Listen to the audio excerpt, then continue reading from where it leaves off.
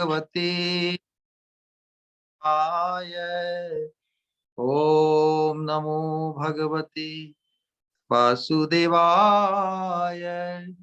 नारायणं नमस्कृत्य नरं चैव नरोत्तमं देवीं सरस्वतीं व्यासं ततो जयमुदीरयेत्।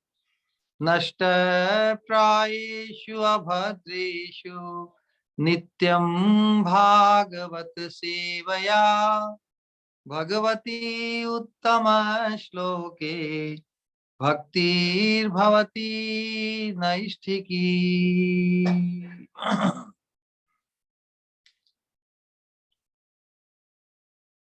परम धर्म जो भागवत धर्म कहलाता है, उसके अनुशीलन रूप इस दिव्य कार्यक्रम में आप सभी का स्वागत है।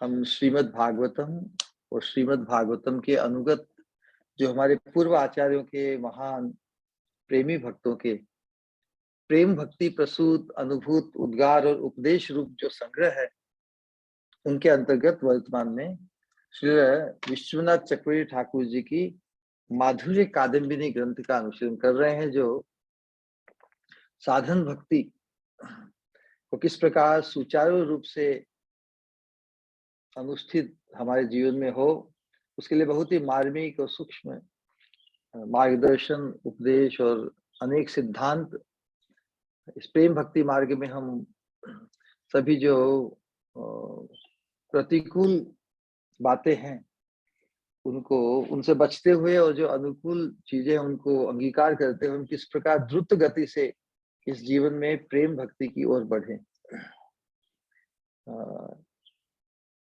तो इस ब्लूटूथ के बिना आवाज अच्छी आ रही है या उसके पहले, मैं जानना चाहता हूँ।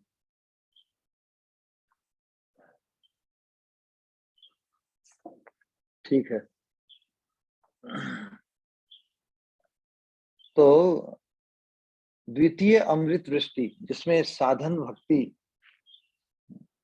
के स्वरूप का निरूपण हुआ,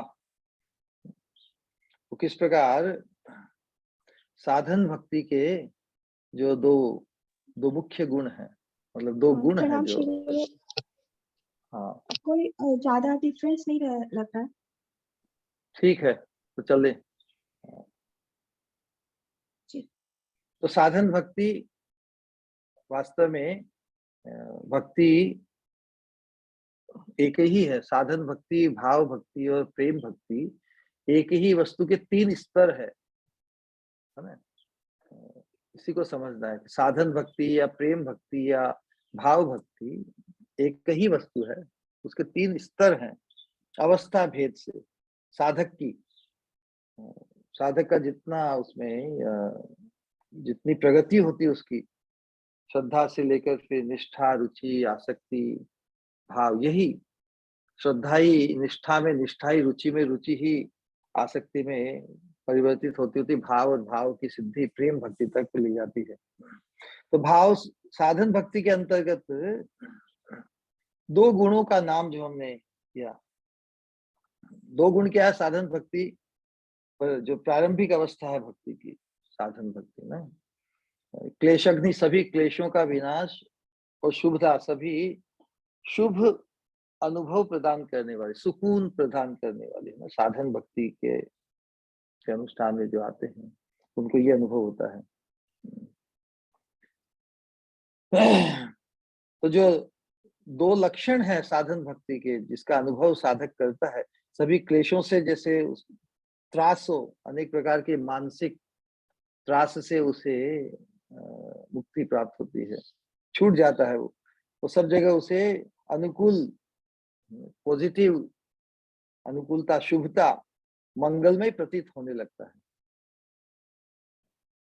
तो इसे समझाने के लिए वैसे तो गुण और गुणी, गुणी मतलब जो जिसके गुण हैं, साधन भक्ति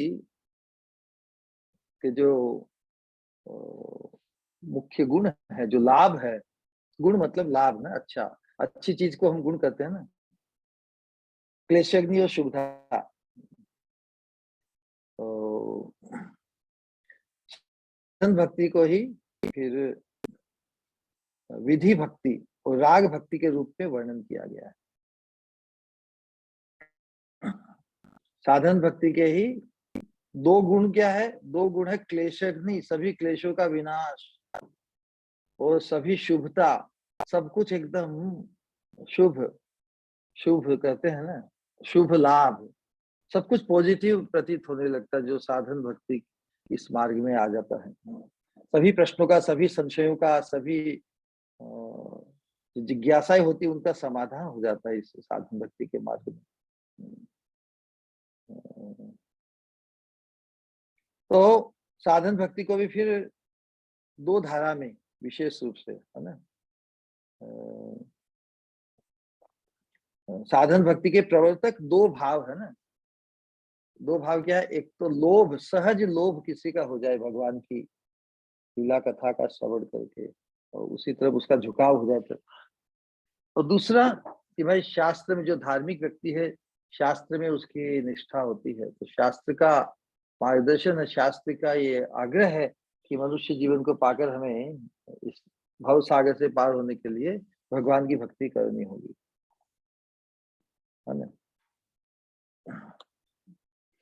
वास्तव में भक्ति की महिमा जिसका निरूपण हमने प्रथम दृष्टि में किया, भक्ति परम स्वतंत्र है, भक्ति के आश्रित होकर ही सभी साधन अपना फल देते हैं। भक्ति बड़ी ही अद्भुत है, बड़ी ही कृपा है, भक्ति की कृपा होने से ही भगवत प्राप्ति होती है। तो भक्ति की स्निग्धता, सुंदरता, कोमलता, स्व प्रकाशता, सभी इनका निरूपण किए थे हम।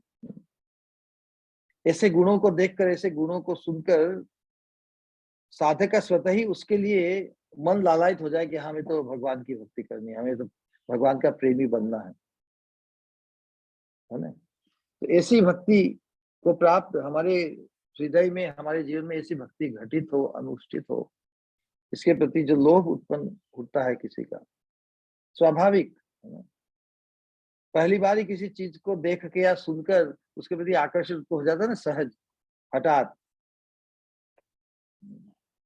तो ऐसे स्वाभाविक लोभ, ऐसा स्वाभाविक लोभ जिस साधन भक्ति का प्रेरक हो, प्रवर्तक हो, कारण हो, उसे रागानुगा भक्ति करते हैं। साधन भक्ति के ही दो भाव क्या है? एक तो लोभ, लोभ से उत्पन्न हो, तो वो रागानुगा भक्ति कहती है, कहलाती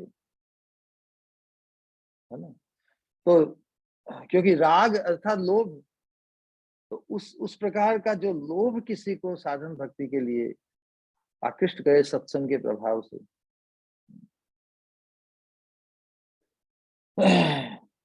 तो वहां पर राग नामक राजा का अधिकार है ना।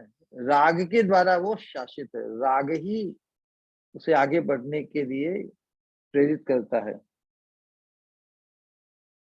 मतलब रागानुगा भक्ति की हर अवस्था पर राग और प्रेम का अधिकार होता है ना। इसी प्रेम के कारण साधक भगवान के साथ अपने अनेक संबंधों को जोड़ लेता है, उन्हें अपना प्रिय मानता है, आत्मा मानता है, फिर जो जो भाव में पुत्र मानता है, सखा मानता है, प्रियतम मानता है, सुहृद मानता है, इष्ट मानता है ना?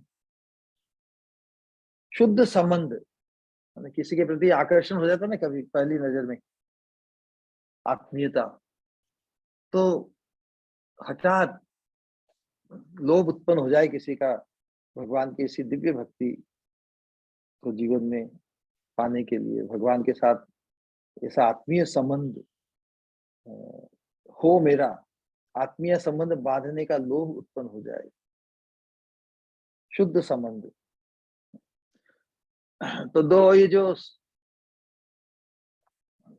इनका वर्णन, जो जो दो गुण बताए ना, क्लेशग्नि और शुभता, ये भक्तिलता, भक्तिलता के अंकुर के पुष्ट होने पर जो पत्ते आते हैं, पहले दो पत्ते हैं, उन पत्तों का जो नीचे का भाग है या श्रेष्ठ भाग है वो कोमल है, स्निग्ध है। तो इस लोभ से उत्पन्न जो रागानुगा भक्ति की तुलना उन दो पत्ते किन चीज को प्रेजेंट करते हैं? क्लेशग्नि और शुभधा, इन दो गुणों की तुलना पत्तों से की है, दो पत्तों से। ये पत्तों का जो निचला भाग है, जो स्निग्ध है, कोमल है ना। कोई किसी पेड़ के पत्ते का नीचे का भाग, अंदर का भाग काफी स्निग्ध कोमल होता है, ऊपर का थोड़ा रूखा होता है। लेकिन गुण और गुणी तो अभेद। अब कोई रागानुगा के भाव से सहज लोभ के वशीभूत होकर, लोभ से आकृष्ट होकर कोई भक्ति का अंगीकार करता है, अथवा साधक शास्त्र की आज्ञा, शास्त्र का डर, शास्त्र के शासन को ग्रहण करके, है ना। शासन मतलब थोड़ा रूखापन, है ना। शब्द शासन है वो रूखेपन के। तो जो दो पत्ते स्वरूप जो साधन भक्ति के गुण है, क्लेशग्नि और शुभता, लेकिन राग द्वारा जो साधन भक्ति को अंगीकार किया जाता है, वो जैसे उन पत्तों का अंदर का भाग है, कोमल, है ना। और साधन भक्ति का जो प्रवर्तक दूसरा भाव है, वो शास्त्र के शासन के भय से साधक की साधन भक्ति में प्रवृत्ति होती है। तो शास्त्र के शासन रूपी रूखेपन की तुलना पत्ते के ऊपरी भाग से की गई है। पत्तों को ही, अब पत्तों को का निचला भाग हो चाहे ऊपरी भाग हो, पत्ते तो वही है। तो उसी प्रकार साधन भक्ति को अंगीकार करके जो क्लेशग्नि और शुभधा, ये जो लक्षण, ये जो अनुभव होता है, भले रागानुगा होकर, लोभ के वशीभूत होकर, या शास्त्र की शासन के वशीभूत होकर, दोनों अवस्था में ही जो लाभ है, क्लेशग्नि शुभता, दोनों प्राय एक सा ही है। गुण और गुणी, गुण क्या है? क्लेशग्नि शुभता, पत्तों का जो निचला भाग है वो रागानुगा भक्ति के भाव से है, और ऊपरी भाग को वैधि भक्ति के रूप में, विधि, शास्त्र की विधि, शासन के कारण। तो शास्त्र में बताया ना कि तस्मात् भारत सर्वात्मा भगवान हरि ईश्वर है, श्रोतव्य कीर्तितव्य स्मर्तव्य इच्छिता अभयम। यदि तुम्हें अभय की प्राप्ति करनी है, संसार के प्रपंच और त्रास से छूटने के लिए भगवान की भक्ति करनी होगी। तो इस प्रकार की आज्ञा से प्रेरित होकर माया से छुटकारा पाने के लिए केवल जो भगवत भक्ति ही उपाय है, इसे शास्त्रीय वचनों को सुनकर जो साधन भक्ति में प्रवृत्त होते हैं, उनकी भक्ति को क्या कहते हैं? वैधि भक्ति। ये स्पष्ट हो जाना चाहिए। तो साधन भक्ति में हम विधि को मानकर, शास्त्र का वचन सुनकर सहज आकर्षण नहीं है, कोई लोभ नहीं है भगवान। किसी भी प्रकार से हम लोभ के वशीभूत या शास्त्र की आज्ञा के वशीभूत होकर हम साधन भक्ति को अंगीकार करते हैं, तो दोनों लक्षण, दोनों अनुभव, है ना, शुभता और क्लेशग्नि, इसका हम समान रूप से अनुभव करते हैं। वेदी भक्ति के साधकों की भक्ति में प्रवृत्ति भगवान की प्राप्ति के लिए, या भगवान से आत्मीय संबंध बांधने उस उद्देश्य से नहीं, भगवान की प्रीति के लिए नहीं होती, बल्कि अपने दुखों की निवृत्ति के लिए ही वे भक्ति अंगों को अंगीकार करते हैं, अनुष्ठान करते हैं। इसलिए उसे रूखा और कठोर कहा गया है। किसी के तो सहज लोभ में तो स्निग्धता होती है, तो किसी के शासित होकर किसी चीज को अंगीकार करे तो उसमें थोड़ा रूखापन होता है। यहाँ पर भगवान से राग मूलक सहज लोभ, हठात जैसे किसी के प्रति लोभ हो जाता है ना, आकर्षण हो जाता है, आसक्ति हो जाती है, पहली नजर में ही, जैसे पहली बार सुन के ही किसी के प्रति श्रेष्ठ बुद्धि जागृत, गुरु बुद्धि जागृत हो जाती है कि यही मेरे उद्धारक है। इस प्रकार ये सत्संग के प्रभाव में जिस किसी रूप में हमारे जीवन में साधन भक्ति अंगीकृत हो, अनुष्ठित हो। तो, तो जहां पर भगवान से राग मूलक संबंध नहीं है, फिर भी साधन भक्ति तो अंगीकार होती है, क्योंकि वहां पर वैध वैध मतलब राजा के अधिकार, किसी के शासन से हम प्रेरित होकर, हम सहज लोभ के वशीभूत होकर, सहज किसी के शासन के वशीभूत होकर हम अंगीकार करते हैं। तो जैसे लता की पत्तियों के सभी भागों में समान गुण होते हैं ना, भले निचला भाग, अंदर का भाग चिकना हो, ऊपर का भाग थोड़ा रूखा हो, लेकिन इन सभी भागों में गुण तो समान ही होता है। ऐसा नहीं कि पत्ती की चिकनी ओर का गुण कुछ और है और रूखी तरफ का गुण कुछ और है। पत्ते को खाते हैं ना लोग, किसी किसी चीज को लाभ, बहुत से पत्ते बड़े उपयोगी होते हैं, जैसे नीम के पत्ते होते हैं या और भी दूसरे पत्ते होते हैं, लेकिन दोनों का गुण तो एक ही है। गुणों में कोई कमी नहीं है किसी भी रूप में। क्लेशग्नि, सभी क्लेशों का विनाश और सब पॉजिटिव, ये दोनों किसी ने ये न किया, किसी भी प्रकार से यदि हम साधन भक्ति का अंगीकार करते हैं तो ये शुभदा और क्लेशग्नि, सभी क्लेशों का नाश और सभी शुभ भाव हमारे जीवन में दृष्टिगोचर होते हैं सर्वत्र। हमारे व्यवहार में, हमारी वाणी में, हमारे चिंतन में, हमारे वर्तन में, सब जगह हमें पॉजिटिव पॉजिटिव, कोई नेगेटिव फीलिंग नहीं, कोई विपरीत भाव नहीं, शुभदा और क्लेशों का तो विनाश होता ही है। तो बस यही समझना है कि ऐसा ऐसा नहीं कि साधन भक्ति कोई रागानुगा भाव से प्राप्त करे या शास्त्र के शासन से। दोनों ही तरह से गुण तो एक जैसे ही है, दोनों समान रूप से क्लेशों को दूर करने वाली है और समान रूप से शुभ गुण प्रदान करने वाली होती है ना। तो यही है, यही उस समय समझाया गया। विशेष रूप से जो लेकिन जब रागानुगा भक्ति का विचार आता है, क्योंकि हम ब्रज भक्ति की तरफ बढ़ रहे हैं ना, तो अंततोगत्वा सत्संग के प्रभाव से यदि हम महत्पुरुष जो राग भक्ति के भाव में प्रतिष्ठित है, उनके सानिध्य में आने से, सत्संग के प्रभाव से उनके हृदय का जो भाव है उसके प्रति हमारा आकर्षण होगा, उनके प्रति हमारी अनुरक्ति आसक्ति बढ़ेगी, तो उनके हृदय का जो रागानुगा भाव है वो उसमें जागृत हो जाएगा। लेकिन प्रारंभिक अवस्था की साधन भक्ति, ये भक्ति की प्रारंभिक प्रथम प्रथम चरण है, उसकी हम बात कर रहे थे। क्योंकि रागानुगा भक्ति अर्थात भगवान के जो पार्षद होते हैं, संगी होते हैं, जैसे ब्रज की लीला में उनके सखा, ग्वाल बाल, उनके सेवक, वात्सल्य भाव में नंद यशोदा इत्यादि बड़े गोप, और माधुर्य रस में गोपियां, है ना, राधा रानी, राधा श्याम सुंदर गोपियों की जो लीला है, तो वो उनके परिकर हुए। तो जो रागानुगा भक्ति क्या है, तो ब्रजवासी जो पार्षद होते हैं भगवान के, उनमें जो भक्ति होती है वो कैसी होती है, रागात्मिका, सहज राग। भगवान के जो नित्य पार्षद है उनके साथ भगवान का आत्मानुबंध है, सहज प्रीति है। उनकी सहज प्रीति की लीला कथा का श्रवण करके उनके साथ जो भगवान का आनंदमय विलास है, आनंद वर्धक, किस प्रकार भगवान के साथ जो आत्मीय भाव से संबंध संलग्न है, उनका कितना अद्भुत सौभाग्य है ब्रजवासियों का।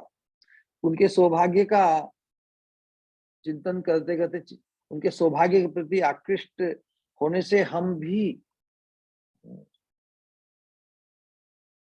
उनके अनुगत्य में आवे, है ना। जो भगवान के इतने अंतरंग है, उनकी रागात्मिका भक्ति, आत्मा से राग है भगवान के प्रति, उनके अनुगत होकर जो भक्ति की जाती है वो रागानुगा भक्ति है ना। क्योंकि जब लोभ कैसे उत्पन्न हुआ, भगवान के साथ उनके पार्षदों की दिव्य प्रेममय लीला का श्रवण करके हमें भी उस सौभाग्य, उस धरातल पर पहुंचना है। तो कैसे पहुंचे? तो उनके जो पार्षद है, उनके भाव के प्रति, उनके प्रति हमें अनुगत्य, उनके अनुगत होने से होकर जो भक्ति की जाती है उसे रागानुगा, तो रागात्मिका भक्ति के अनुगत होकर जो भक्ति अनुष्ठित होती है उसे रागानुगा भक्ति कहते हैं। परम आविष्टिता, इष्ट में, सभी के इष्ट ब्रज में, मतलब प्रेम धर्म में श्याम सुंदर कृष्ण ही है ना, राधा श्याम सुंदर। इष्ट देव में परम आविष्टता का भाव, उस स्वभाव से प्रगाढ़ तृष्णा का नाम राग है। तो उस स्वाभाविक प्रगाढ़ तृष्णा और राग से जो अनुष्ठित होती है भक्ति, वो रागात्मिका भक्ति कहलाती है, जो ब्रजवासियों में होती है। ब्रजवासियों के अनुगत होकर उनके जिस किसी भाव के प्रति, वात्सल्य रस में, सख्य रस में, दास्य रस में, या मधुर रस में, कांता रस में, उज्जवल रस में, जिस किसी भाव के पार्षदों के सौभाग्य के प्रति हमारा आकर्षण होता है तो हम उनके अनुगत होना चाहते हैं। तो ब्रजवासी है, उनके अनुगत होना। तो इसीलिए एक सिद्धांत को यहाँ पे समझने की आवश्यकता, जिसका निरूपण प्रेम भक्ति चंद्रिका के अंतर्गत भी हमने किया था।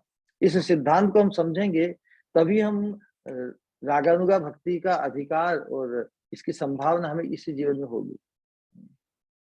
जिस प्रकार बताया कि जो श्री गुरु है, जो भगवान के शुद्ध भक्त हैं, गुरु परंपरा के अंतर्गत जो आते हैं, वो स्वरूप से क्या है? स्वरूप से भगवान के सेवक ही है। गुरु सेवक भगवान है और भगवान राधा कृष्ण सेव्य भगवान है। फिर भी शिष्य के लिए श्री गुरु सेव्य है, कृष्ण रूप है। दीक्षा गुरु के ते जाने कृष्णेर रूप, शिक्षा गुरु के ते जाने कृष्णेर स्वरूप। शिक्षा गुरु दोनों और दीक्षा गुरु दोनों में भेद नहीं करना है, दोनों एक समान पूज्य हैं।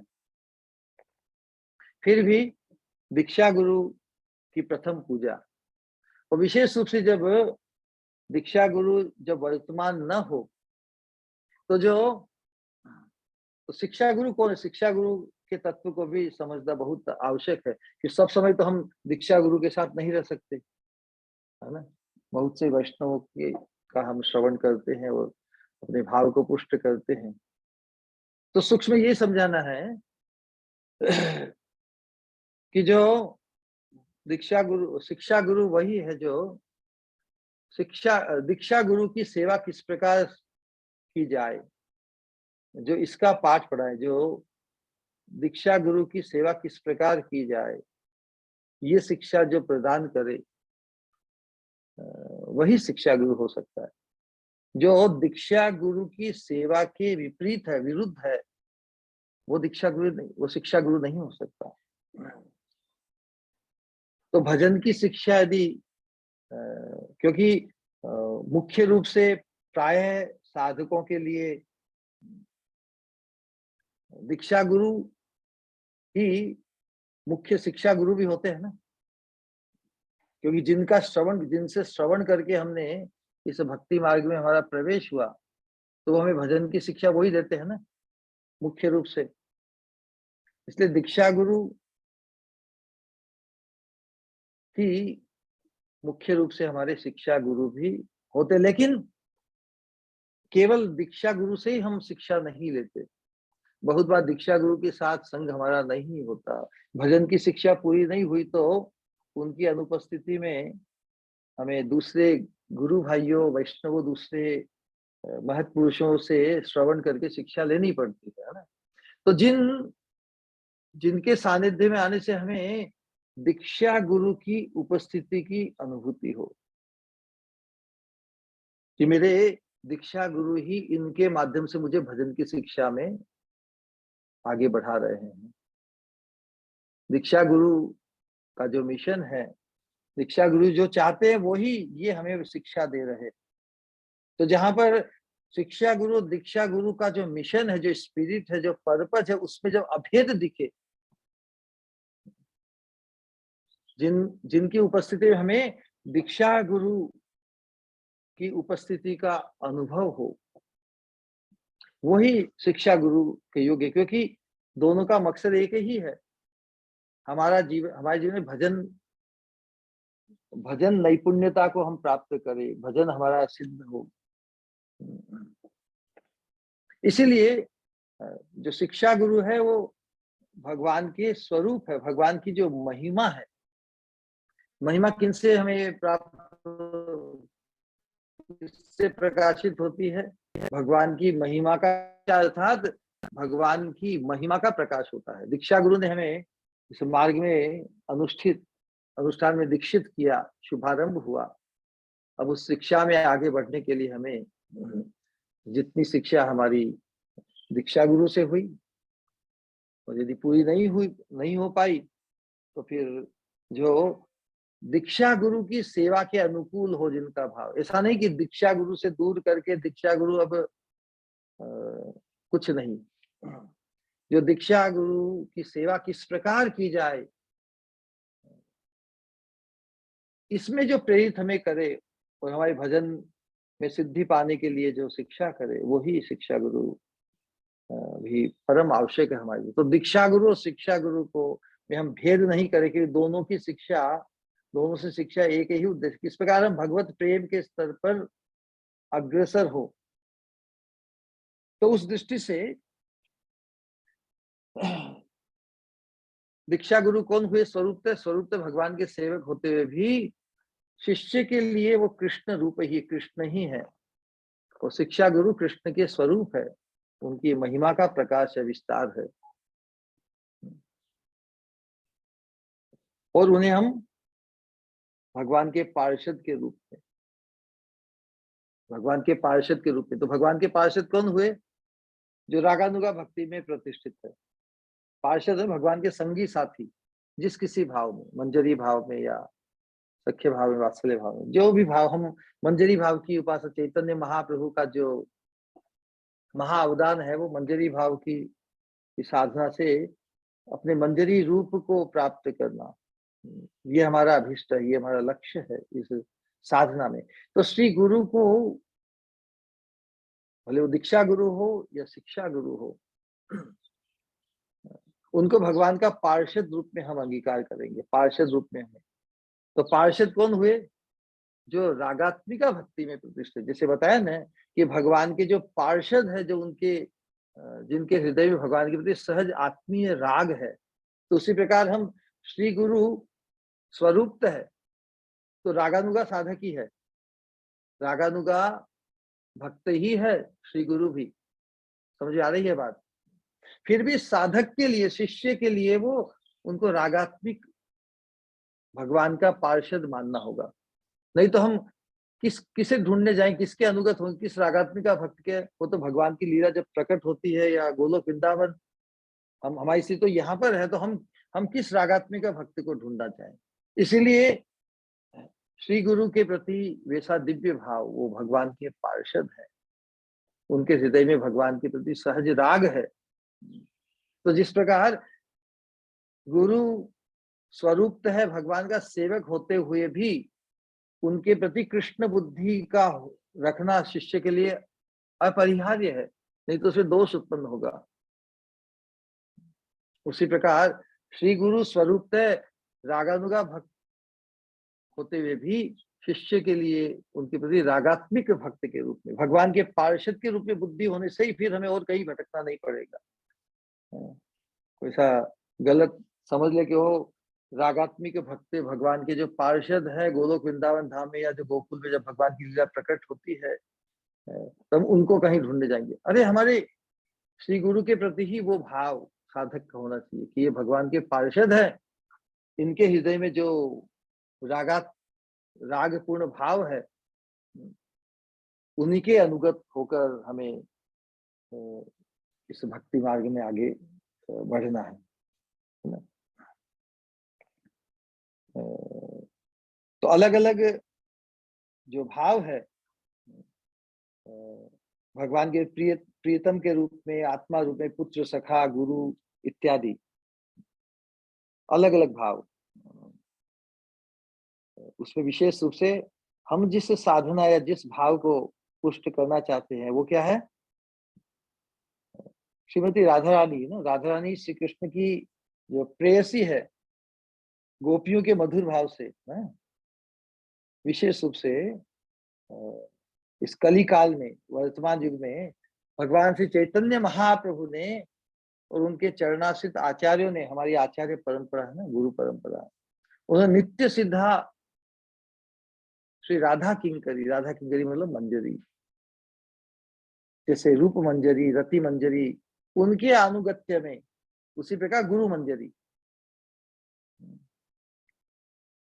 मंजरी भाव साधना को सर्वश्रेष्ठ माना है। तो किसी न किसी प्रकार से हम भले प्रारंभ में शास्त्र की आज्ञा से या फिर लोभ, सहज लोभ से इस साधन भक्ति में प्रतिष्ठित होते हैं, और तो हम उस महाप्रभु का जो महावदान्य है, इस मंजरी भाव साधना में हम अग्रसर हो ही जाएंगे। क्योंकि जब हम अनुभव करेंगे कि इस भक्ति मार्ग की साधना, साधन भक्ति कितना शुभ प्रदान करने वाली है, सभी क्लेशों से, त्रास से हमें एकदम रिलीफ, इतनी परेशानी से हमें मुक्त करती है, तो ऐसी भक्ति में कौन प्रतिष्ठित नहीं होना चाहेगा। लेकिन इसमें प्रतिष्ठित होने के लिए बहुत सी रुकावट, बहुत से संस्कारों के दोष, बहुत से क्लेश है ना, क्लेश से हम घिरे हुए हैं। तो प्रथम चरण में क्लेशग्नि, सभी क्लेशों का विनाश करने वाली और सभी शुभ देने वाली।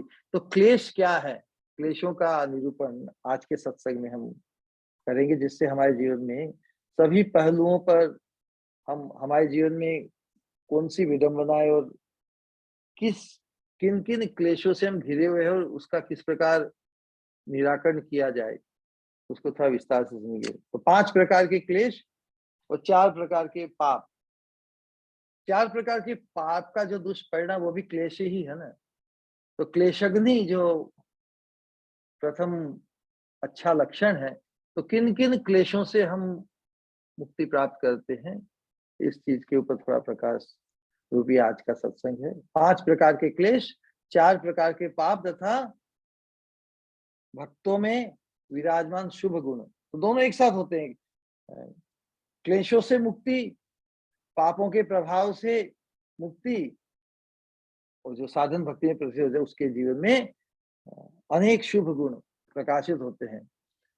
काफी विस्तार है, कितना आज के समय के अंतर्गत हम कवर कर पाएंगे। ऐसे है तो गिना दिए ना 5 प्रकार के क्लेश, उनको सुन लिया भाई। 5 प्रकार के क्लेश, जैसे वो परीक्षा में पास होते 5 प्रकार के क्लेश क्या है, कि यही है भाई, अविद्या, अस्मिता, राग, द्वेष, अभिनिवेश, ये 5 क्लेश हो गए। और अप्रारब्ध कृतम प्रापम कूटम बीजम फलोन्मुखम क्रमेण प्रलीयते विष्णु भक्ति रतात्मा, 4 प्रकार के ये पाप का निरूपण हो गया। फिर भक्तों में, शुद्ध भक्तों में जो 26 गुणों का निरूपण है, उनका भी रख लिया। लेकिन वास्तव में हमारे जीवन में ये चरितार्थ हो, हमारे जीवन में ये क्लेश जड़मूल से समाप्त हो जाए, पाप का प्रभाव जड़मूल से समाप्त हो जाए, और दिव्य गुण हमारे जीवन में, हमारे व्यवहार में, हमारे चिंतन में, हमारी वाणी में प्रकट हो, तो इसीलिए इनका विस्तार से समझना बहुत आवश्यक है।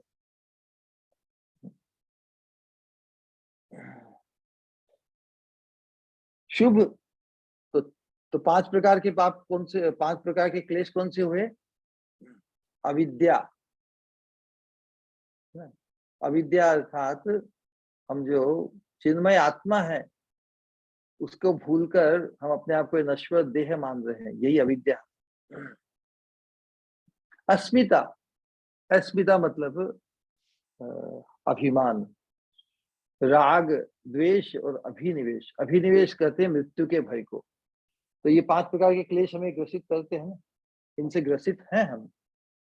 4 प्रकार के प्राप्त, उनका निरूपण, तो सभी शुभों का, शुभ करने से क्या, दुखजनक विषयों के प्रति वितृष्णा, हमारी जो तृष्णा होती है उन्हीं विषयों में होती है। जो दुखदाई है ना। संसार में हमारी तृष्णा तृष्णा ही हमारे दुख का कारण बन जाती है। जो दुखजनक विषयों के प्रति यदि जो तृष्णा है उसकी वितृष्णा हो जाए, वो छूट जाए, तो ये बड़ा शुभ माना जाएगा ना। किसी के शिकंजे में हम फंसे हुए हैं संसार में अनेक प्रकार, उससे यदि हठात हमें मुक्ति मिल जाए, छूट जाए, तो बड़ा ही अच्छा महसूस होता है ना। फिर भगवान के विषय में तृष्णा, जो हमें दुखजनक विषयों के प्रति तो वितृष्णा, और भगवत विषय में भगवान के चिंतन, नाम रूप गुण लीला के अनुशीलन में हमारी तृष्णा उत्पन्न हो जाए, ये भी शुभ है। फिर हम सभी प्रकार से अनुकूल अनुभव करें, नेगेटिव थॉट्स चली जाए, हम हमारे जीवन में कृपा का भाव, उदारता का भाव, क्षमा का भाव, सत्य का भाव, सरलता का भाव, समता का भाव, धैर्य, गंभीरता, मानद, हमारी ये 26 गुणों का निरूपण शास्त्रों में हुआ है। इसका हम बाद में वर्णन करेंगे क्रमशः। तो सभी क्लेशों का विनाश, तो क्लेश क्या है, सभी गुणों की प्राप्ति, वो गुण क्या है, उसका क्या क्रम है, इस चीज को समझाने के लिए बता रहे हैं, है ना। वेदी भक्ति और राग भक्ति दोनों में ही क्लेशग्नि और शुभता, ये 2 गुण उदित होते हैं, ऐसा वर्णन। तो क्लेश क्या है, तो सुख क्या है, वही चीज है। शुभता मतलब जो सुख प्रदान करे वही शुभ है ना, वो जो दुख प्रदान करे वही क्लेश है, साधारण परिभाषा है। जो दुख प्रदान करे वो क्लेश है, जो सुख प्रदान करे वो शुभ है ना। उसी के अंतर्गत फिर कर्म क्या है, धर्म क्या है, पाप क्या है, पुण्य क्या है, सुख क्या है, दुख क्या है, इस सीक्वेंस को समझ लीजिए। कर्म है वही धर्म है, धर्म ही पुण्य है, और पुण्य से ही सुख है। उसी प्रकार जो विकर्म है वही पाप है, वही अधर्म है, उसका परिणाम दुखदायी है। ये सीक्वेंस है ना, कर्म, धर्म, पुण्य, सुख, अकर्म, पाप, दुख, बीच में एक रह गया, विकर्म मतलब विकर्म ही पाप है, वही अधर्म है, और अधर्म का परिणाम क्या है, दुख। तो इसी सब्जेक्ट को समझने का हम प्रयास करेंगे। तो अविद्या किसे कहते हैं, जो 5 प्रकार के क्लेश हैं उनका निरूपण करते हैं। अविद्या करने से जो साधारण जो परिभाषा दी गई ना, इस नश्वर देह को खुद मानना, अनित्य वस्तुओं को नित्य समझना है, असतेर सत्य करी मानी, जो असत्य है, नाशवान है, उनको शाश्वत मानना, उनमें अटेस्ट हो जाना। कर्म बंधन क्या है, असत में हमारा आवेश, असत में हमारी आसक्ति। तो जो असत में हम आसक्त हो गए तो असत वस्तु तो छूटेगी, आगंतुक है संसार में। जिस चीज का भी जन्म हुआ है, निर्मित हुई है इस संसार में, उसका तो विनाश है। उसमें यदि हम आसक्त हो गए, उससे जो हमारी सुखी होने की अपेक्षा थी वो तो अतृप्त रही, लेकिन आसक्ति उस नश्वर वस्तु में है, तो वो आसक्ति हमें वापस उसी नश्वर वस्तु को प्रदान करने के लिए इस नश्वर जगत में, जन्म मृत्यु दायी जगत में लाएंगे। क्योंकि जहां पर हमारी आसक्ति होगी, प्रकृति हमें वही स्थान वापस देगी। तो असतेर सत्य करी मानी, असत को मैंने सत्य कर मान लिया है, इसलिए सत्य वस्तु में मेरी आसक्ति उत्पन्न नहीं हुई, है ना। तो अनित्य वस्तुओं को नित्य समझना, अपवित्र को पवित्र समझना, दुख को सुख समझना, ये जो जितने भी विपरीत भाव है, ये अविद्या है। अनात्म वस्तुओं को आत्मबुद्धि होना, नश्वर शरीर में, जैसे इसे अविद्या कहते हैं। तो इसको लेकर ही शरीर में, घर में, अतो गृह क्षेत्र सुताप्त वित्त जनस्य मोहोयम अहम ममेति, जो मोह उत्पन्न होता विद्या के कारण होता है। पुंस स्त्रिय मैथुनी भाव एतद तयोर मिथो हृदय ग्रंथि माहु, अतो गृह क्षेत्र सुताप्त वित्त जनस्य मोहोयम अहम ममेति, ये नश्वर शरीर में हूँ, और इस शरीर के संबंध से जो है, शरीर को सुख देने वाला ही है ना, शरीर भी सुख देता है, शरीर से पत्नी शरीर, पुत्र शरीर, पिता शरीर, भाई शरीर, बहन शरीर, पुत्री शरीर, विषय, वैभव आदि नश्वर। अतो गृह क्षेत्र, घर भी शरीर के सुख के लिए है। क्षेत्र मतलब व्यापार, है ना, जगह है, खेत। अतो गृह क्षेत्र, सुत, पुत्र, आप्त, स्वजन, वित्तई धन संपत्ति, धनस्य मोहोय महम, यही मेरे हैं। जो मुझे मतलब मेरे शरीर को जो सुख देने वाले हैं वो मेरे हुए, और जो शरीर को दुखी करने वाले या जो सुख नहीं दे वो पराये, है ना। तो अपना पराया का जो अविद्या के कारण असत में सत्य बुद्धि, शाश्वत बुद्धि होना, यही अविद्या है। तो देखो शास्त्र में इस नश्वर देह का परिचय क्या दिया गया है। ये यशास्ति भक्त, यशास कुणपे त्रिधातु के, यशात्म बुद्धि, आत्म बुद्धि किसमें, कुणपे त्रिधातु के, रक्त मांस मेद, है ना, कफ वात पित्त, इन तीन विकारों से निर्मित ये शरीर पुतला है ना, उसी से बना हुआ है ना। तो इसके अंदर रोज झांक के देखो, क्या देखेंगे, रक्त मांस मेद अस्थि मल मूत्र सब कुछ इसी की गड्डी है ये शरीर। इस अपवित्र शरीर में हम इसको पवित्र माने या उसके प्रति भोग बुद्धि हो। शरीर में भोग बुद्धि, खूब खूब पकवान और खूब प्रकार के शरीर को राजा बनाकर उसकी सेवा में ही संलग्न, और जो दूसरे शरीर इस शरीर को सुख देते हैं उनको अपना मानना, ये जो बुद्धि है भोग बुद्धि, है ना। तो इन असत वस्तुओं के प्रति उनसे जो विशेष सुख, शुद्ध विशेष सुखों के परिणाम स्वरूप जो भयावह जन्म मृत्यु जरा व्याधि का ये जो संसार में जो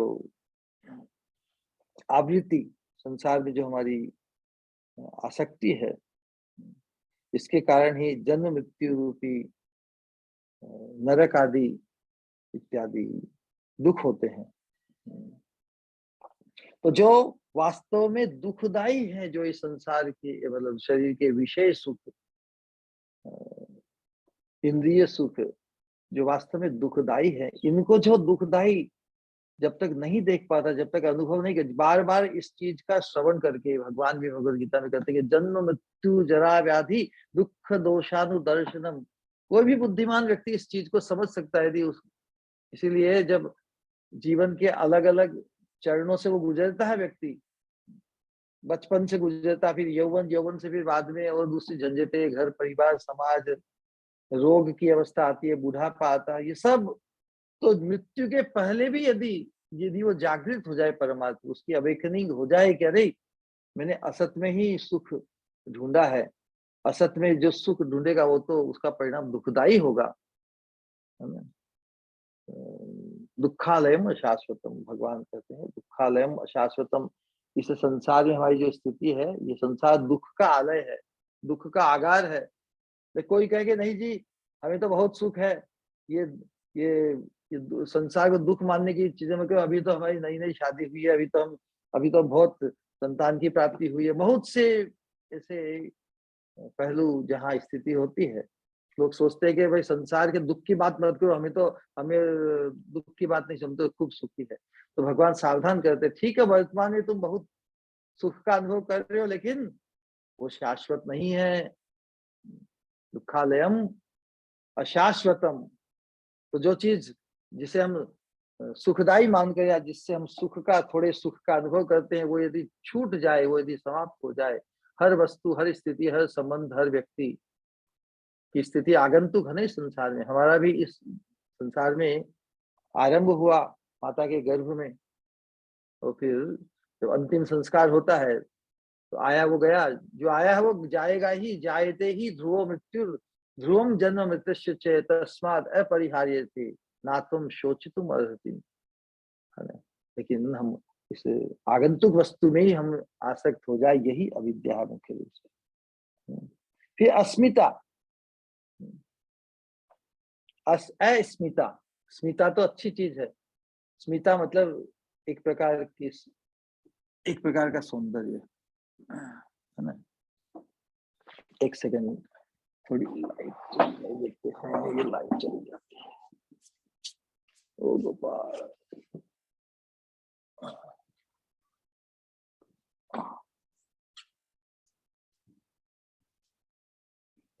श्री गौरांग जी।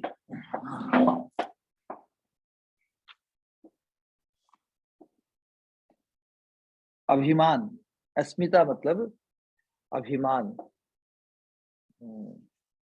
अभिमान कहिए या मोह कहिए, उसे ही अस्मिता कहते हैं। तीसरा होता है राग। राग की परिभाषा क्या है? इसको सहज इस प्रकार समझेंगे कि जो जो वस्तु हमें सुख प्रदान करे, मतलब संसार का सुख, शरीर का, इंद्रियों का सुख प्रदान करे, उसके प्रति आसक्ति, है ना। मतलब सुख प्राप्ति का जो साधन है, उसका उपाय ढूंढना, उसके उपाय की कामना को राग करते हैं। या दुख की निवृत्ति जिससे हो उसकी कामना करना, यही राग है ना। या फिर किसी चीज की प्राप्ति हो गई, उसे और अधिक पाने की जो आसक्ति है, आवेश, उसको भी राग कहते हैं। और द्वेष के बाद, द्वेष क्या है?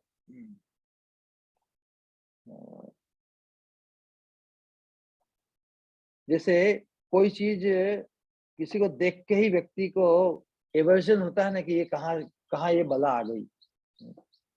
तो जो दुख का कारण है हमारा, किसी को देखकर, किसी को सुनकर, किसी के संपर्क में हम आना ही नहीं चाहते, क्योंकि वो दुखदाई है उसके साथ का अनुभव।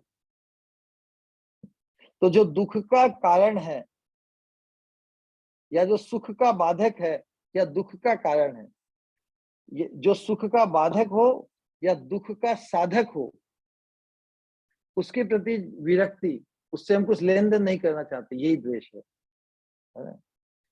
जिस जिस व्यक्ति को हम मिलना नहीं चाहते, उससे नजर हटाना चाहते हैं ना, कि भाई सामने उससे नजर नहीं मिल जाए, तो ये द्वेष ही कारण है। हुआ है हमारे जीवन में, हम किसी से नजर हटाकर बचना चाहते हैं, ये द्वेष के कारण है, क्योंकि उनके साथ हमारा इतना अच्छा अनुभव, या उनके प्रति हम उनका सम्मान करने से कतराते हैं। फॉर्मेलिटी में आंख से आंख मिल जाए फिर तो हरे कृष्णा कह देते हैं, लेकिन संभव हो के उनसे हमारा सामना हो ही नहीं, तो ये द्वेष के कारण ही हम करते हैं। फिर पांचवा अभिनिवेश।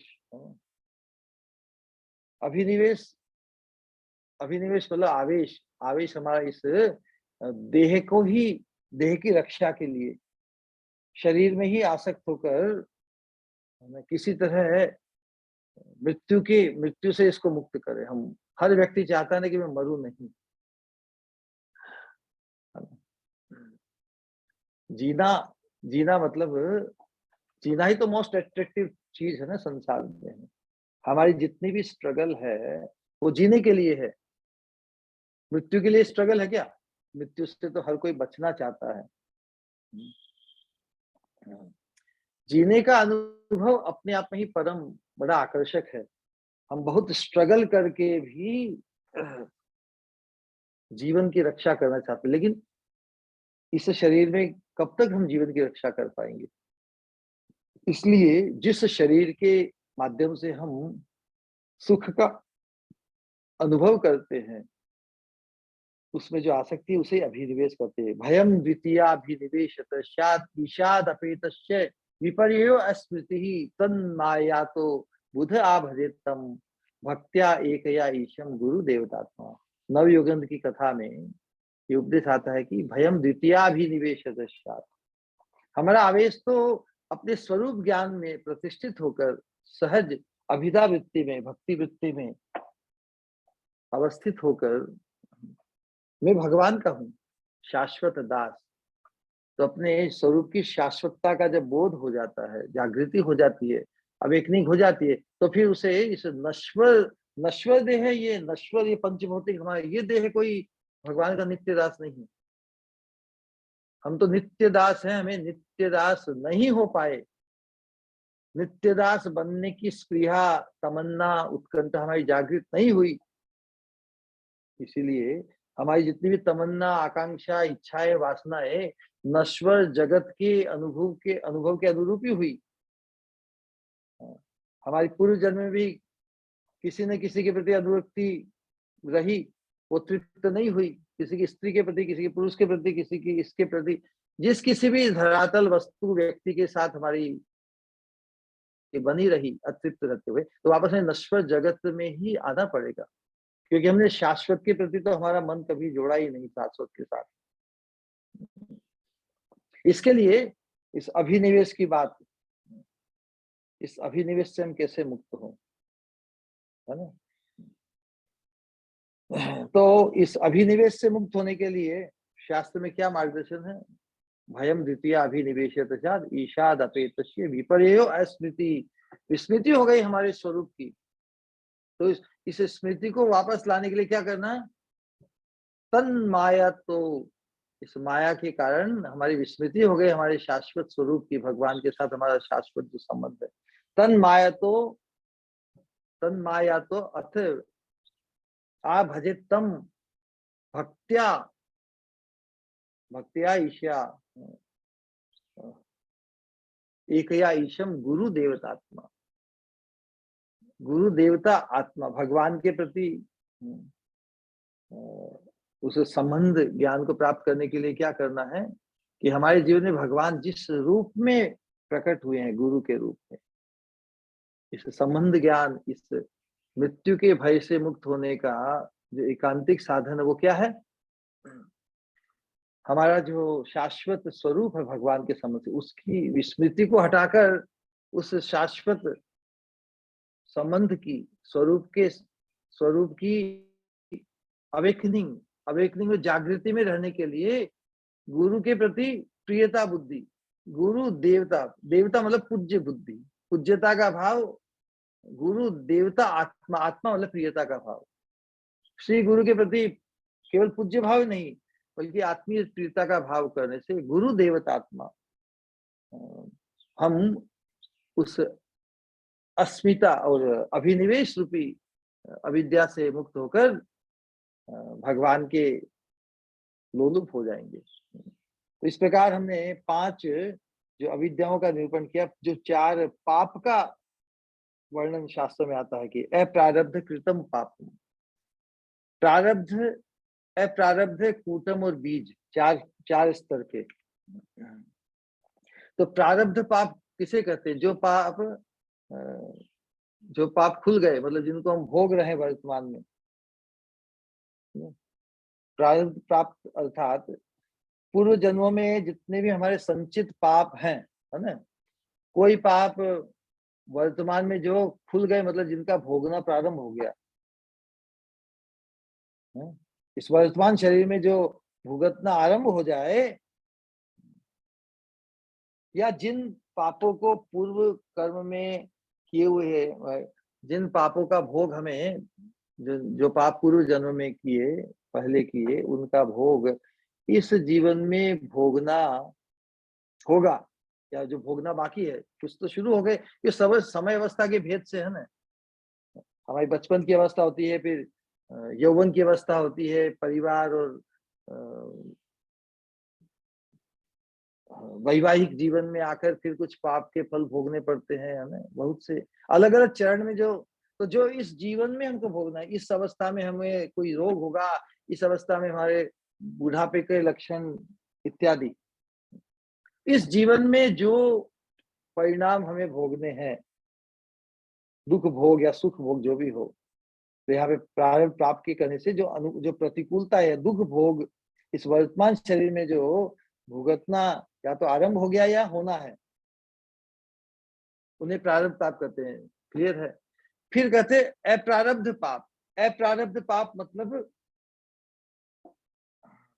जिनका भोगना इस शरीर में होगा कि आगामी जीवन में होगा, उस जो विदित नहीं हुआ अभी तक, जो अभी बिल्कुल आवृत है, जिसकी कोई कोई इंडिकेशन नहीं, अप्रारब्ध, जिसका प्रारब्ध अभी खुला नहीं, है ना। कब खुलेगा इसका भी पता नहीं, कोई निश्चय नहीं, उसे कहते हैं अप्रारब्ध। फिर कहते हैं कूटम, कूटम और बीजम। कूटम मतलब जो संचित है, संचित है मतलब अभी उसका कोई लक्षण प्रतीत नहीं हुआ, संचित है, जिस प्रकार इसको उदाहरण के द्वारा समझाने के लिए। और है एक बीजम, बीजम अर्थात उसका लक्षण प्रकट हो गया। इसका मतलब लक्षण प्रकट होने के बाद में फिर धीरे धीरे समय के साथ वो प्रारब्ध बनेंगे ही, इस प्रकार। तो इसको समझाने के लिए जैसे दृष्टांत दिया जाता है, बहुत बार हमने पहले भी दिया, कि जैसे किसी के यहाँ एक लड़की का जन्म हुआ, है ना। ध्यान से इसको समझेंगे तो चारों प्रकार के पाप समझ में आ जाएंगे। तो जो दूर बहुत समय बाद में होना, जिसका अभी होना नहीं होना अभी प्रकट नहीं हुआ, उसे अप्रारब्ध करते। तो लड़की का जन्म हुआ, वो लड़की अब माँ बनेगी कि नहीं, ये तो बहुत दूर की बात है ना। अभी तो लड़की को बड़ा होना है, अभी बाद में विवाहित होना है। तो किसी के यहाँ लड़की का जन्म हुआ, वो माँ बनेगी कि नहीं, ये उसका अप्रारब्ध है, जो भी कुछ नक्की नहीं क्या होगा। वो उतना जिएगी और उसके बाद में फिर विवाहित होगी, विवाहित होके फिर उसके संतान होगी, वो बहुत दूर की बात है ना, इसलिए उसे अप्रारब्ध कहते हैं। प्रारब्ध क्या है कि उसका लड़की के रूप में जन्म हुआ है, ये उसका प्रारब्ध है। और बीजम और कूटम किसे कहेंगे? कूटम अर्थात संचित। तो जब तक वो 12-13 साल की, जब तक एक अवस्था जब तक नहीं आती, तब तक उसकी जो मातृत्व की जो वासना है वो संचित है ना, उसे कूटम कहते, उसे कूटम अवस्था कहते हैं। लड़की का जन्म तो हुआ है, लेकिन वो गर्भवती होने की योग्यता अर्जित करेगी कि नहीं, उसकी वासना मातृत्व के लिए जागृत जब तक नहीं होती, तब तक उसकी वो कूट अवस्था है। जब वो उस अवस्था में आकर जब उसका मासिक धर्म का प्रारंभ होता है, अर्थात उसकी वासना प्रकट हुई, उसे कहते हैं बीज अवस्था। तो बीज अवस्था हुई तो उसके बाद में वो फिर मातृत्व को धारण करने की योग्यता उसमें प्रकट हुई, वे विवाहित होकर फिर बाद में वो माँ भी बन सकती है। तो इस क्रम में है, उसके लड़की के रूप में जन्म हुआ, उसका प्रारब्ध है। फिर वो मातृत्व धर्म को, मातृत्व धर्म उसमें प्रकट होंगे कि नहीं, बहुत से में नहीं होते, है ना। तो वो कूट अवस्था है। मातृत्व धर्म के लक्षण प्रकट होना उसकी बीज अवस्था, वासना का प्रकट हुआ है। फिर वो वासना फिर परिपक्व होकर मातृत्व को विवाहित होकर फिर वो माता बन सकती है। तो यहाँ पर वास्तव में ये उदाहरण तो दे दिया हमने। इसका जो मुख्य आशय है कि लेकिन जो भगवान की भक्ति में अनुरक्त हो जाते हैं, उसके चारों प्रकार की प्रारब्ध दोष पाप से वो मुक्त हो जाता है। अप्रारब्ध कृतम पापम कूटम बीजम फलोन्मुखम क्रमेणैव प्रलीयत, क्रम से सबका विनाश, जड़ मूल से सम। विष्णु भक्ति रतात्म नाम। तो जो भगवान की भक्ति में रतिमान, भगवान की भक्ति में जो अनुरक्त हो जाते हैं, प्रारब्ध पाप, कूट पाप, बीज पाप और अप्रारब्ध, प्रारब्ध पाप का ही, प्रारब्ध पाप का जो परिणाम है, दुष्परिणाम, वो भी नष्ट हो जाता है भगवत भक्ति में अनुरक्ति पाने से।